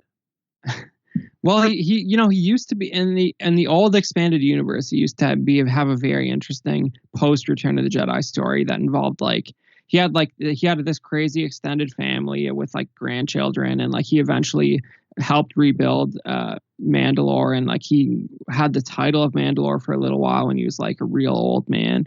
So like, you know, he used to be like, there's a lot of, I mean, you know, the fans of all that material are not voting with their dollars anymore, and nobody is pandering to them. but you know, he used to have like a lot of like heavier backstory that I think the current perspective canon wise is that we've seen his whole life more or less, right? From the little experiences we have where he's sort of like learning his craft in the Clone Wars, and then, you know, he's sort of on ice while he's in the Sarlacc for 5 years, and we don't see him in the sequel trilogy. So, but I mean, that's just because they didn't, obviously, if you know anything about the sequel trilogy, it's because they didn't think about him or like thought that would be confusing or take away screen time from other characters. What they were doing. Yeah. So like, I wouldn't read too much into the fact that he's not in the sequel trilogy, but you know, they're not gonna. I don't think they're gonna inject a whole lot of backstory to him. That's stuff we haven't seen, because the common conception of him is that we've basically seen his whole life. I just hope there's a story here that sort of like I don't know if this was meant to be part of the Disney Plus TV series extravaganza that like refolds into like some sort of quasi remake of the Thrawn trilogy, but like I hope it sort of ties back into Mandalorian season 3 and like something to do with the sort of retaking of Mandalore. Like I hope it has something to do with that, because I like the trailer doesn't present a lot of opportunity for him to have a sort of meaningful arc of any kind. It almost seems like they're setting it up for a almost like a Shadow of the Empire type story, where he's going to be the new Prince Izor. I went Dash Rendar. I mean, Kira is the new Prince Shisor. Everybody knows that, Joe. Ain't that the truth? Nobody else is reading the comics. That's fine. But you know, they're filling in stuff with that they may have done with Solo 2 or the Lando series, which I think that's the Lando series. Maybe there's been news on that, but I think that's another casualty of something they shouldn't have announced, because there's like no way they're going to get it to work. Like, so like that's another fun recent news topic of like Star Wars films or TV shows that have been announced that are probably not going to happen or ever see the light of day at this point. Ooh, I've I got lost a good track one. of how many of those. I got a good one. Everyone Okay. ready? Detours. That was made. It was just practically never announced. That was I the just problem. want it. Give it to me. That's one Now, of the did they few sign- shows actually. They signed Donald Glover for Orlando. I don't think that ever Mhm. happened, and I think there was a sort of unofficial story to the contrary that it wasn't going to happen with him. They're going to Billy D. Billy D. Yes. Get Billy D back in the Lando. See how nobody's humoring that, you know. Nobody's having any of that, yeah. But you know, like that's like there's rumors that Donald Glover's like dare I say sort of hard to work with. So I don't know if the Lando show would, like, it's just a weird sort of announcement. It's like they maybe thought they would continue. You have to go back and look when that was announced, like in contrast to It was last year. It was last year. This time last year. So like I guess they maybe that was a spot where they were going to sort of deal with some of the loose ends from that they wanted to continue with from the Solo movie. Maybe a way to get Emilia Clarke back in the mix for a couple things. I don't know, but I just don't. It seems like a weird piece. I don't really see it happening because how far out chronologically are you going to get from the Solo movie? And show those characters. Like that's a weird thing Star Wars really hasn't addressed, right? Because like in canon, it's kind of like one actor plays that character. Like this is getting a little bit into the weeds, but like physically in canon, Alden Ehrenreich has to become Harrison Ford at some point in the intervening 10 years. So you can't show like Alden Ehrenreich 5 years after the Solo movie chronologically because you have CGI Mark Hamill and The Mandalorian, right? So it's kind of like, how far out do you want to take that storyline before it gets weird? I could see Alden Ehrenreich showing up in the Calrissian Endor series. I could see him showing up there, like briefly, like maybe like a character of the week. Yeah, if it's like 7 years before Rogue One, I don't know exactly where that's supposed to land, but it's all sort of in the same zone, I guess. The Cassian Andor and the Obi-Wan show are like sort of in the same area. But I just don't know if there's anything like the Lando show along with Rangers of the New Republic and Rogue Squadron. And Rian Johnson trilogy, and the Benioff and Weiss trilogy. Well, at least the Rian Johnson and trilogy and the Benioff and Weiss trilogy didn't have like a logo and a title in that presentation board. At least that. And the Taika Waititi movie. Yeah. And the Kevin Feige movie. Which is the most likely to happen of all these things. Even the ones that are done production. I real quick, I know like this is a rumor that's going around that allegedly, and I can't put enough around quotation marks around the word allegedly, that Chloe Zhao would be the one to direct the Star Wars Kevin Feige movie. And I know this kind of showed up in the Knights of Vader Facebook group for a moment, but like, I want to watch the internet burn down if we get the Eternals director to direct the Marvel Star Wars movie. So is that because the Eternals is like very underwhelming? Because that's what I've heard. Okay. Fun fact about Eternals is that it's the same as every Marvel movie. It's just that people for some reason decided to actually like kind of like wake up and be like, oh, these movies really aren't that stimulating. Eternals is just as goofy and dumb as the other Marvel movies are. It's stimulating enough that I was never bored when I watched it. It's not Thor: The Dark World bad. It's not Black Widow bad. It's just it's more episode Iron Man 3 bad. No, Iron Man 3 is not a bad movie. It just makes some odd choices. It is a terrible movie. You're a terrible movie. I like as a non-comic fan, I love the Mandarin stuff, how he was like a fake actor. Like I know that really annoyed a lot of people who like actually like that character in like the like comic version of it, but I thought that was pretty good. Eternals is more like, again, I don't think it's as good. It's nowhere near as good as The Last Jedi, but it's closer to that like tonally than like other things. So that's where it is. It's like, I don't know why critics are mad at Eternals. I really don't. To me, it's no worse than anything else that Marvel's done. But I just find it fascinating that the director that everybody seems to be dogpiling, like the first director that's genuinely been dogpiled on when it comes to Marvel nonsense, is somehow the one that like is the rumored choice to like lead this Marvel Star Wars project. I've missed all this dogpiling. Like I don't like, is the Eternals being that badly received that like that's what you're talking about? Oh God, yeah. Like Zenger, am I wrong? I have heard a lot of feedback from it, and it's been mostly meh to not positive. So, like, I mean, hailing the downfall of MCU. Well, no, I don't think it's the downfall. It isn't. But people are treating it like it is. That's the thing, is they hit gold with Guardians of the Galaxy, and they thought that some of these more underwhelming properties that Marvel had, they had a team of cosmic beings, and it's going to be like the Avengers. But then it doesn't fit, because if there was a team of cosmic individuals that could sit there and wipe the floor with Thanos all together, then what the hell were the Avengers doing? And that's the thing. It's why were they on the bench when everyone was that's one of the big things, and they actually put it in the trailer. That where were you when the snap happened? Where were you? Why didn't you help then? But they made their own problems with that. Well, yeah, it's hard to sort of reestablish the existential stakes of a storyline after you've killed 2/3 of the Earth's population, right? Like, it's like, how do we make this worse? How do we make it so that there's more at stake than there was? How can you sit there and say you love these people and watch half of them get wiped out by a snap of a finger? You know, it's where's your sense of where's your sense of decency if you love these people so much? And that's one of the parts of the story that falls apart right away, is because if you have all these powerful people and they're hiding among everyone else, then how can they let something like that happen? Well, that's the argument for why God doesn't exist, but like that's a topic for another Knights of Vader episode. No, but that's the whole gist of it, and the story from, if it happened pre-Thanos snap, it would probably have been received better.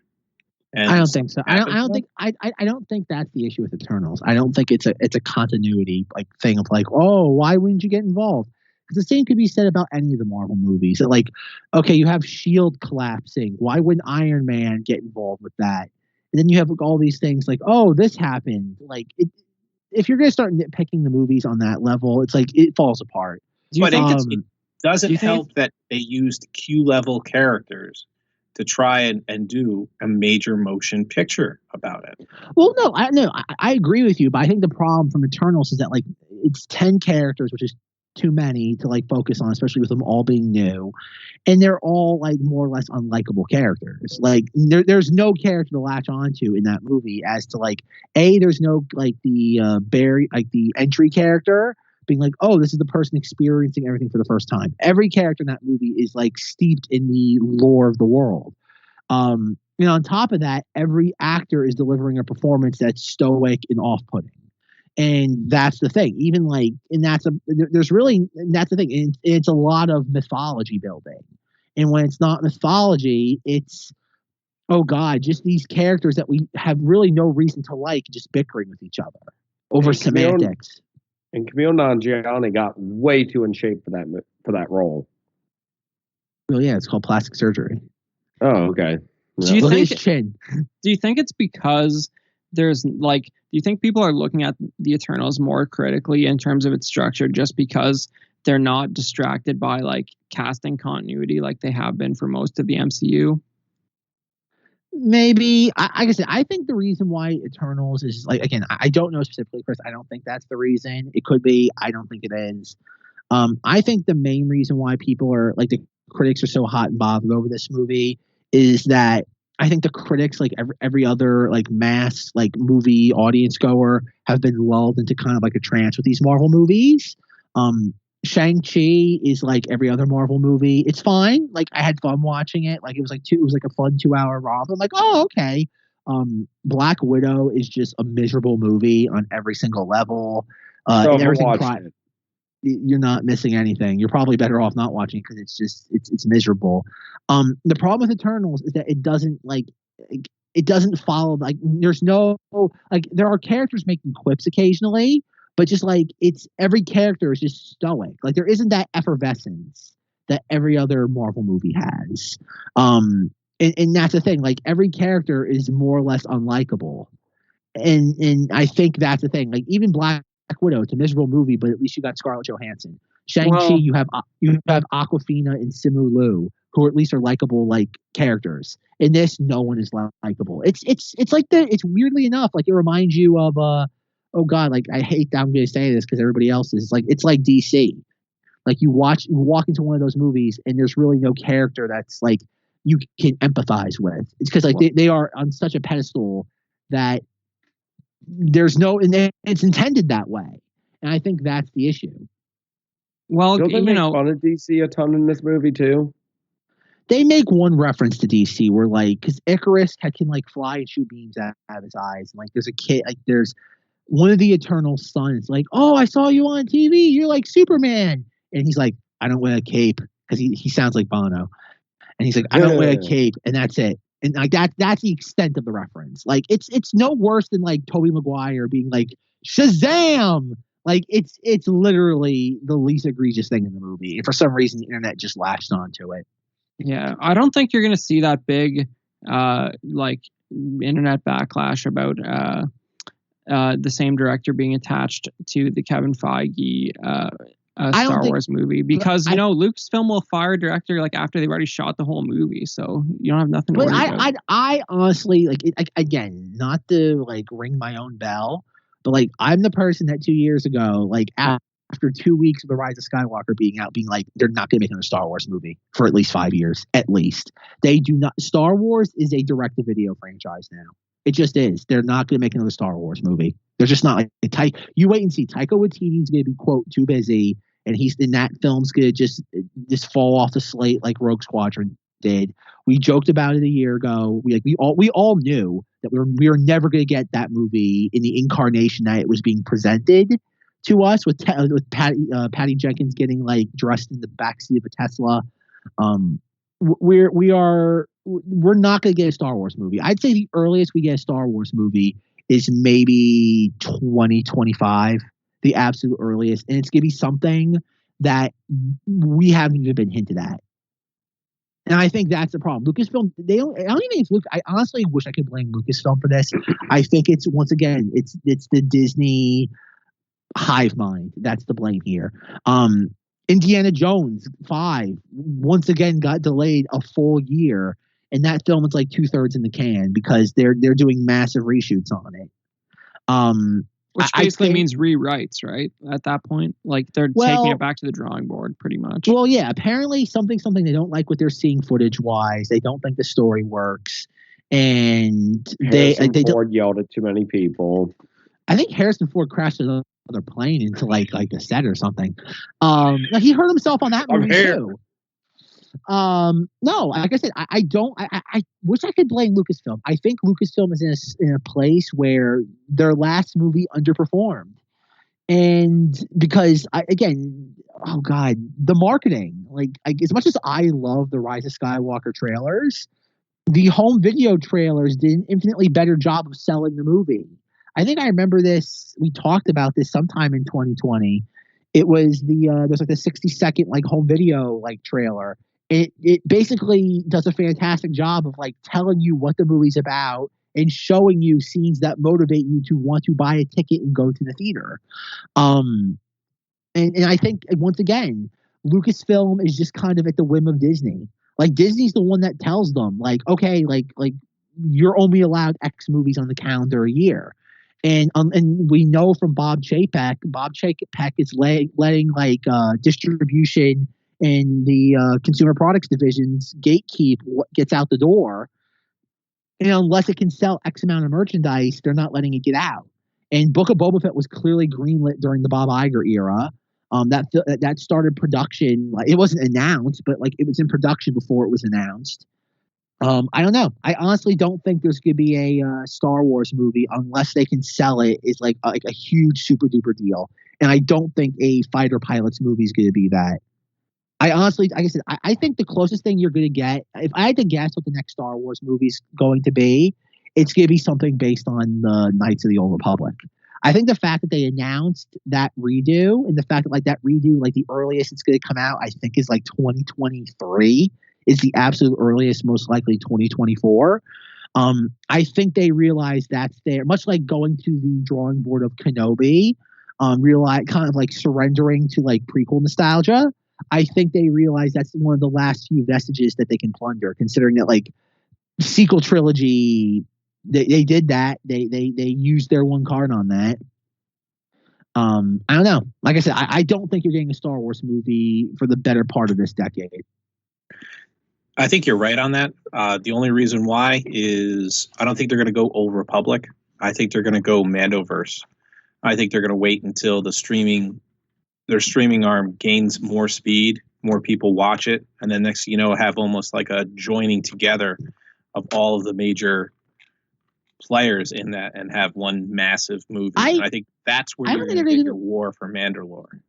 I don't think they're going to make that into a movie. I think remember, if you look at what just what they unveiled too, apparently the Disney Plus subscriber growth is like flatlining or plateauing. Maybe plateauing is probably the correct word to use. I think that's the goal right now. I think Star Wars is being used as a way to boost the streaming service the same way Marvel is. Like, think about it. Like, you look at the Marvel slate of movies. No Way Home is a Sony movie, so that really doesn't count. You have Doctor Strange 2, which is going through massive reshoots as well, and that comes out next May. And then, like, what is it? Black Panther 2. Then you get like Thor. It's really the only established properties are getting movies. Like, all the new stuff is going straight to streaming. Moon Knight, She-Hulk, Ms. Marvel. All the new things are going straight to streaming. I think Disney, because I think Disney's realized there's more money in streaming than there is in theatrical distribution. I don't think they will abandon theatrical distribution, but I think Star Wars is going to be that, like, canary in the coal mine, in that, like, can this franchise survive being solely a Disney Plus property?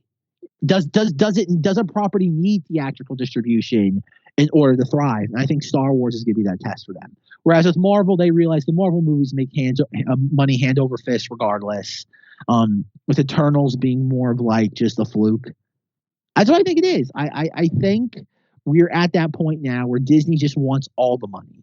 What is that? A vertical integration where just like everything from start to finish is controlled by them.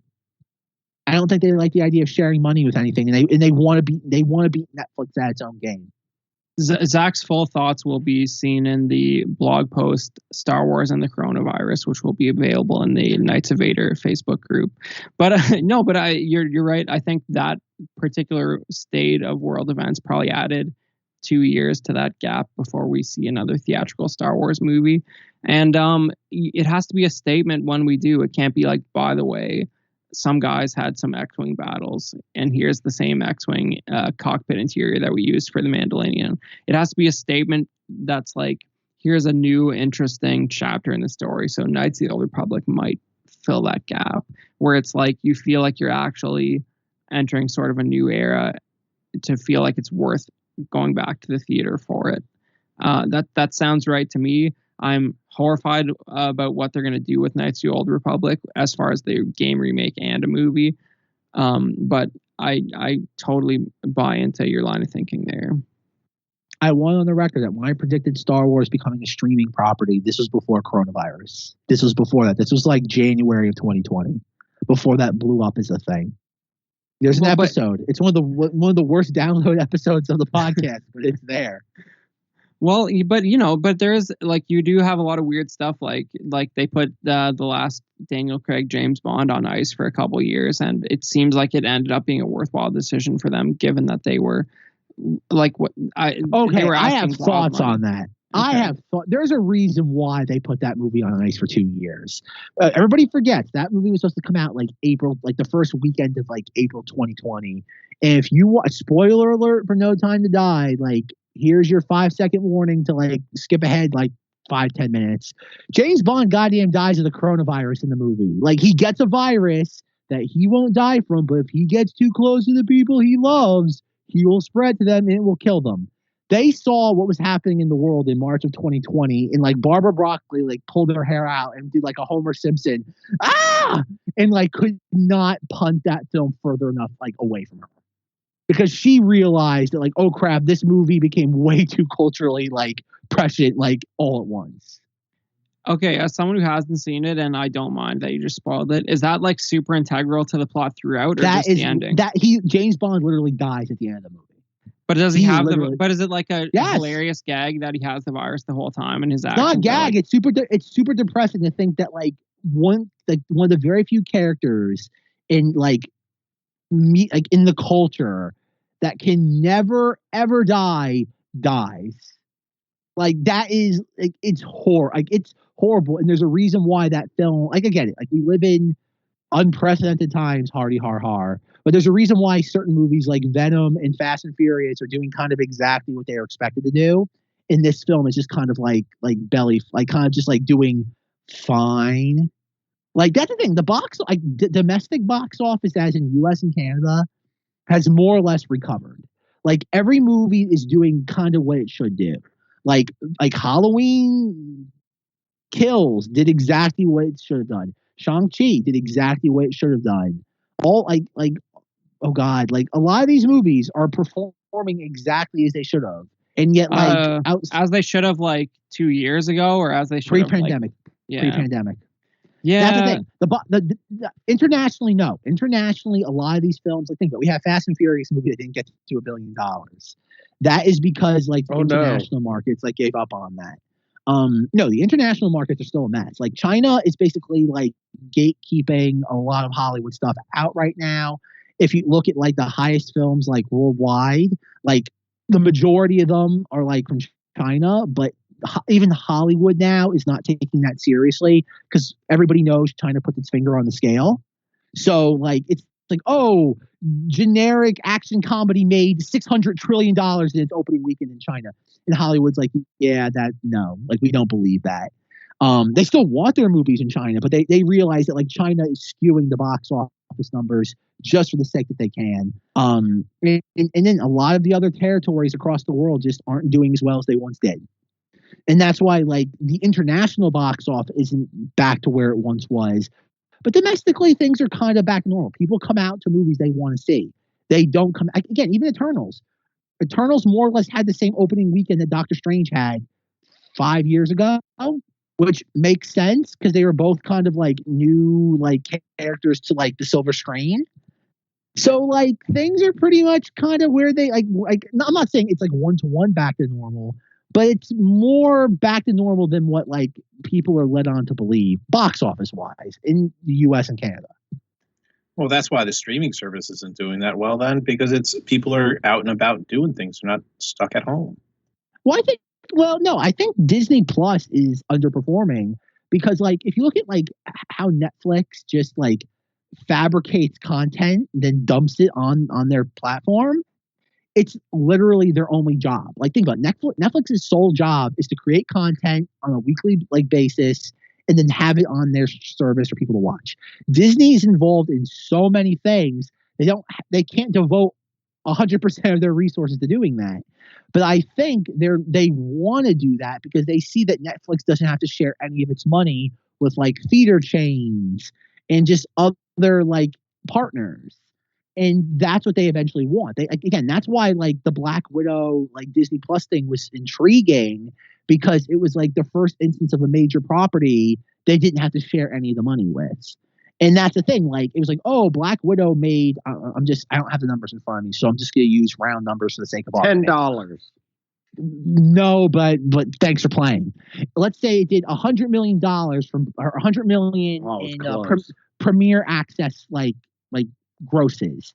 And it's like, okay, would that $100 million, if it was solely a theatrical experience, been there? More or less, give or take maybe 10%. But that's the thing. If it would have grossed $100 million in theaters in that avenue, they would have had to have shared that with the theater chains. When it's on Premier Access Disney Plus, that $100 million is exclusively theirs. And that's why Disney's trying to figure out the wiggle room. But the reason why their subscriber numbers are plateauing is that they don't have the same level of like new content that like Netflix does. Like think about it. Like you'll have a Marvel series for like 2 months and then the well will run dry. And then like, oh, we'll have a new Star Wars series for like 2 months in like November and December. And then the well will run dry. And that's the thing. Whereas Netflix is just like constantly new things, like at least 2 or 3 TV series a week, at least three to 5 movies a week that are new. And that's the thing. Disney is more of a catalog as opposed to new releases. And that's why the subscriber numbers, but it's like what everybody else does. They sign up for like the week after the show has run its course. They binge watch everything and then they unsubscribe and they'll pick it up like 6 to 10 months later. And that's the problem. Disney is frustrated with that. So basically, they just need. Did I bore everybody to sleep? No, I mean they just need more shows in production at any given time. They need more consistent new content if they want to reach the same level that Netflix has. Yeah, that's going to be a nightmare for Star Wars probably. But if they could figure it out with other stuff that people care about, like, I don't know, I'm sure Disney has one or two other properties that people care about. That'd be good if they could sort of like make something with that, so they don't. Well, it also comes down to the issues that, like, the reason why Netflix can just dump this stuff is because very few of their things are like pre-established IP based.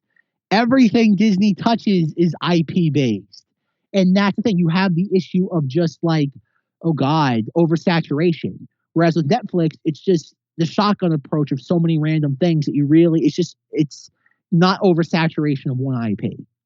And that's both the blessing and the curse that Disney's learning of everything being based in IPs, is that oversaturation is a problem. Well, the other thing too is that they don't dump everything all at once. They actually do it on a week by week basis too. So they slow poke the stuff coming out.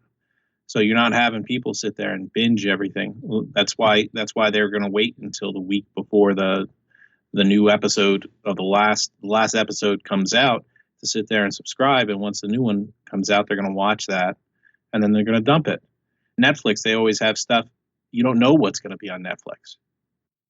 You know, it's going to be something else. It's always someone always sits there and finds something to watch on Netflix, whether it be a movie or a show or whatever. Are you saying you're not expecting like an interesting docu-series about like a woman's prison or like heroin dealing on Disney Plus? Tiger King. They should do Mouse King. Yeah, you know, they need to find their they got to find a groove with original content. That would probably help. In the meantime, there's going to be 7 or 8 Star Wars 6-episode series. Yeah. Oh, yeah. All right. So with all this being said, is there anything else that we left out from like Disney Plus? Like, Joe, do you have any thoughts on the Book of Boba Fett trailer? Or I don't know. It's I'm not really excited for it. It didn't show me anything that would sit there and make me sign up for it if I didn't already have it. Pretty bland, I think, is the best adjective I can think of. Yeah, it's nothing's going to be like, oh my god, I need to get my phone and get Disney Plus right now. If I was a new subscriber, I'd be like, I'll just wait until the last 2 episodes and then I'll binge it and right there we go. I'll be caught up. You know, it's only 6 hours. They clearly should have got the guy who cut the episode 9 home video trailer. Like, how they don't appreciate these things internally, I'll never understand. Well, the problem is that they it's like what's happening with the Spider-Man No Way Home trailer. Like, the rumor is there's like 3 different trailers that Sony's like testing. There's 2 that play the Andrew Garfield, Tobey Maguire thing very, very coy. Then there's like the 3rd trailer that just like gives it all away. And like they're fighting over it. Like, that's the thing. They probably have better trailers. It's the issues that, like, instead of just going with their gut feeling and like the visceral nature or something, they go on with what the focus group says. And like, it's the idea of like, okay, like, not focus groups aren't infallible. Like, as somebody who had like who has an understanding of that, focus groups are one of the most miserable things like when it comes to like marketing, because like nobody knows what they want. It's like, think of that second, and Zenger leaked this up. It's like that, oh god, what was it? The Itchy and Scratchy focus group with like what, Lisa, Bart, Milhouse, Nelson, and it's like, and like, oh god, there's maybe I'll be able to insert the clip if I can find it. It's that thing of like, so you want new stories with all new characters, but you want to be faithful to everything you know about it. Yeah. And then, oh god, who's the creator of Itchy and Scratchy? It's so and so Junior. Who comes out and just starts like yelling at them. It's like, that's why you're stupid, because you don't know what you want. Okay, how many of you kids would like Itchy and Scratchy to deal with real life problems like the ones you face every day? Great idea.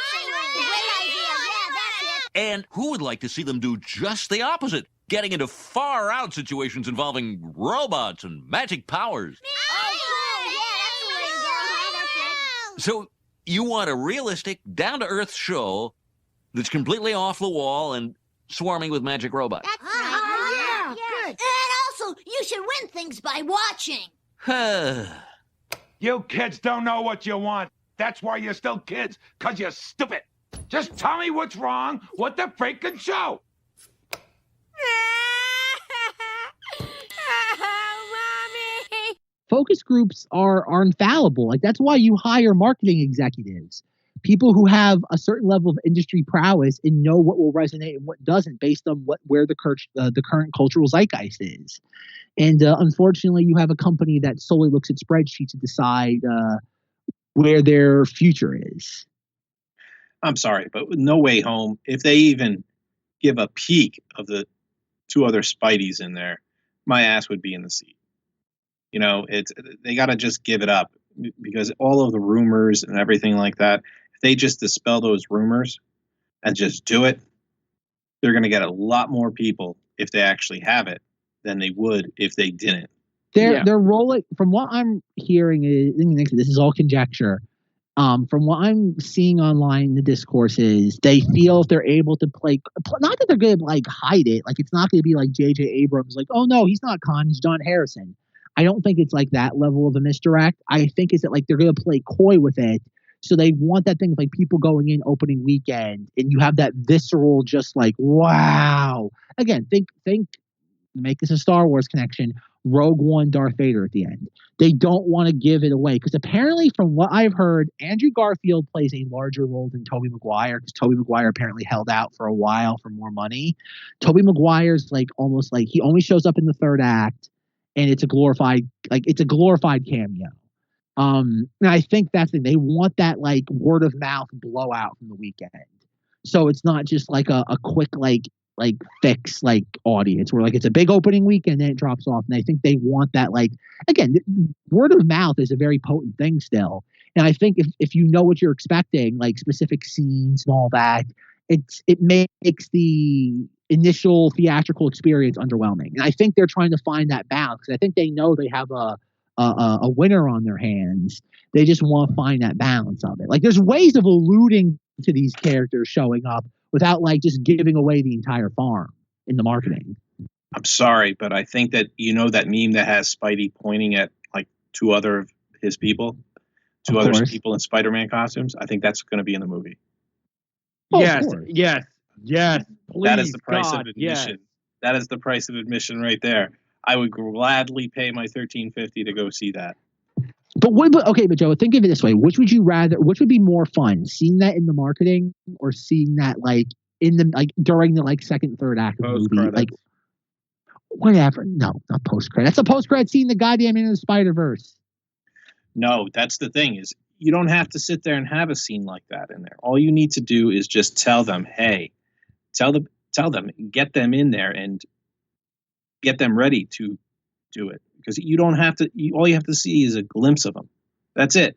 It's not even a 5-second of all 3 of them together, and I can guarantee you that would be the top performing movie. I think it's a top performing movie regardless. I think once word of mouth gets out, it's gonna be. It's gonna balloon. Like I said, I think that's, again, they're trying to find a balance, which is nice for Sony, because Sony is so kind of ham-fisted with these things. Yeah. It's nice of them to show some level of reservation instead of just like pulling the trigger from the hip. I'll never like you guys probably, like, I've made this clear before, but like that's the closest they're gonna get me to seeing an MCU movie in theaters, like by a long shot. I did see Civil War in theaters, and then that first Edward Norton Hulk, and that's it. And I saw Civil War, and I saw Civil War out of a obligation to family members that were also going to it. I didn't actually want to go, so like they're gonna get me with Spider-Man, just because, like, like much like Zach, like go ahead and listen to that recent Cinemoddities episode where they discussed the Raimi Spider-Man trilogy. Like I felt. 4 3/4 hours of it. I felt, it was long. I felt robbed. Yeah. It's almost 5 hours long. Yeah. I wanted my Spider-Man 4. I didn't care what people said about Spider-Man 3. I wanted my Spider-Man 4, and I never got it.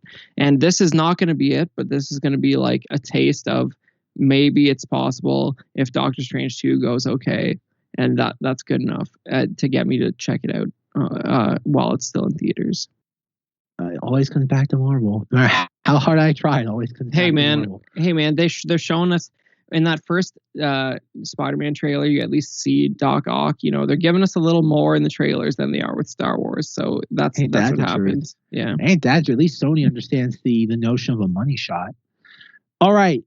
anything else about Disney Plus Day or the current happenings of the Star Wars before we wrap this up? It was a meme. The announcement for that is a meme. I know. Perfect. Okay. All right. I can't think of anything else Star Wars-y that I want to bring up. I guess there's one final thing that's just interesting in this Disney Plus Day thing. Like, I know it's been a major talking point for the last day or so. The things that weren't mentioned, no mention of the Ahsoka series, Andor, Mandalorian Season 3, The Bad Batch Season 2, all these things that we know that they're doing, literally no mention of them at all. Yeah, that'd be a distraction when Book of Boba Fett is mere weeks away. That's fine, but okay, then why are they showing anything for Kenobi? I mean, Kenobi premieres at. Okay. Kenobi premieres after Bad Batch Season 2. Thank you for reminding me. That Kenobi sizzle reel, I assume it was assembled over a year ago for an investor meeting, and that's something we heard about. That was such hot garbage. Wow, Comtech High School editing, Revenge of the Sith, Obi-Wan fighting Empire Strikes Back Vader, in weird edits. That was a waste of time. None of the sound bites said anything interesting. They can totally, not bother showing me stuff like that. That's all I meant. I forgot to say that earlier. I got more excited over the interview with Ewan McGregor and Pedro Pascal when they were sitting there talking about the screens that they use. Exactly. That was that was Vanity Fair or something. Yeah, that was more informative than that sizzle reel. Exactly. All right. And I don't know why they would even bother taking that down, considering it had nothing except for maybe the title card on there that was anything remotely to do with the show. Amen. Waste of time. And I thought Robot Lincoln was going to get me for watching that. Shame on me. That is a insider reference to the Knights of Vader Facebook group chat. Okay, so yeah, they didn't. What we're trying to say, Zach, is they didn't really promote Obi-Wan because they made me angry about Obi-Wan with that video. That's all I'm saying. Fair enough.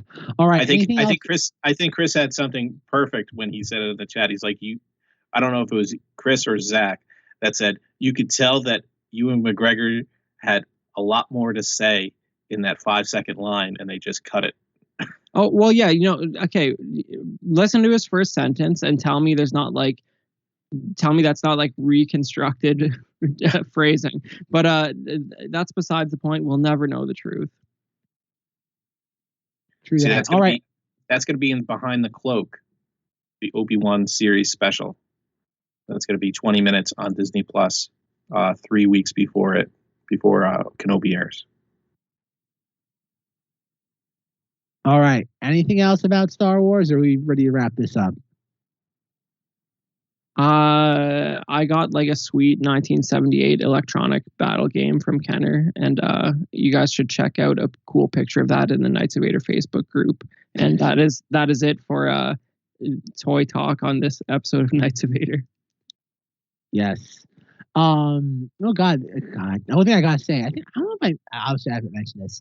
They finally did unveil a Black Series replica lightsaber of the Leia Rise of Skywalker lightsaber, and I could not hit the pre-order button fast enough. I'm finally, this is not going to be a toy like the Galaxy's Edge one. And yeah, the rose gold looks a little more faux real in that version, so I think you made the right choice. I'm excited, and I'm still waiting for the Cal Kestis lightsaber to debut at Galaxy's Edge, which is supposed to happen sometime this month or next month. So the baseball bat? I was waiting for that. Or Zenger would call it, go to your local Dick's Sporting Goods and just buy a baseball bat and attach a fluorescent light bulb to it. Not wrong. Okay. Anything else, Mr. Joe? Yeah, Patty Jenkins was abducted, not in a Tesla van, but in a white panel van.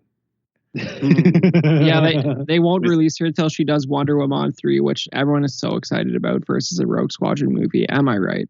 I am. Yes, Linda Carter coming back as Wonder Woman, so that's something to be excited about. Even though she's not won't coming be back Wonder as Woman. Yeah, exactly. She's not even Wonder Woman. But she's in a Wonder Woman. So ipso facto, Wonder Woman. Imagine if they made a Star Wars movie with Mark Hamill and he's not playing Luke Skywalker. Wouldn't that be great? Yeah. That would be so awesome. He could be like Uncle Jethro. Kind of like The Rise of Skywalker and The Mandalorian, where Mark Hamill does not play Luke Skywalker. He's from Dantooine. Oh, God. All right. So conclude this episode of Knights of Vader Star Wars podcast. All right, folks. Come on. You have to admit, there's a reason why we don't do these episodes every week anymore when there's no content. Imagine how much worse it could be. If you want to hear more of our shenanigans, but in the word form, Knights of Vader Facebook group, all sorts of nonsense happening there. Instagram, @KOV Podcast, heralded by Chris Porteous. Thank you to An Insperiority Complex for providing our theme song. Check out the show notes to hear more from them. If you are interested in hearing more from me, go to the Cinemoddities podcast, where you'll hear Rob and I talk about Spider-Man movies. Like Chris said, we did the Raimi movies. We talked for nearly 5 hours. We did Mark Webb, which features Zenger, in which the episode just abruptly ends because Rob had too much of an adult substance. And then there will be a Tom Holland, John Watts one. And that is coming out, as of recording this, in the next, 28 hours or so. When you're not listening to the Cinemoddities podcast, Zenger, what are you up to on the Not Zeng Wars podcast? Oh, you can find me on the ZengThis podcast, where we talk about nerdy topics all the time. Maybe Zach will be on for an upcoming episode discussing a planet covered in sand that's not tattooing. Jakku? That's not Jakku. Pasana? I'm done. All right. Chris Porteous, what are you doing when you're not recording this Third Rate Star Wars podcast? You can find me at the Chris Porteous on Instagram and at KOV Podcast on Instagram. And if you're listening and you wish there were slightly more episodes, just do yourself a favor and join the Knights of Vader Facebook group. As Zach said earlier, there's always all kinds of generally Star Wars related nonsense going on over there. And Joe, when you're not bankrupting KB Toys, Montgomery Ward, Sears, what are you doing? I'm actively looking for another Fortune 500 company to bankrupt, and that's what I've been doing. So I go through the Dow Jones and see who I'm going to be putting in the red next. So. Perfect. Alrighty, folks. Good night, but not goodbye. And as always, may the force be with you.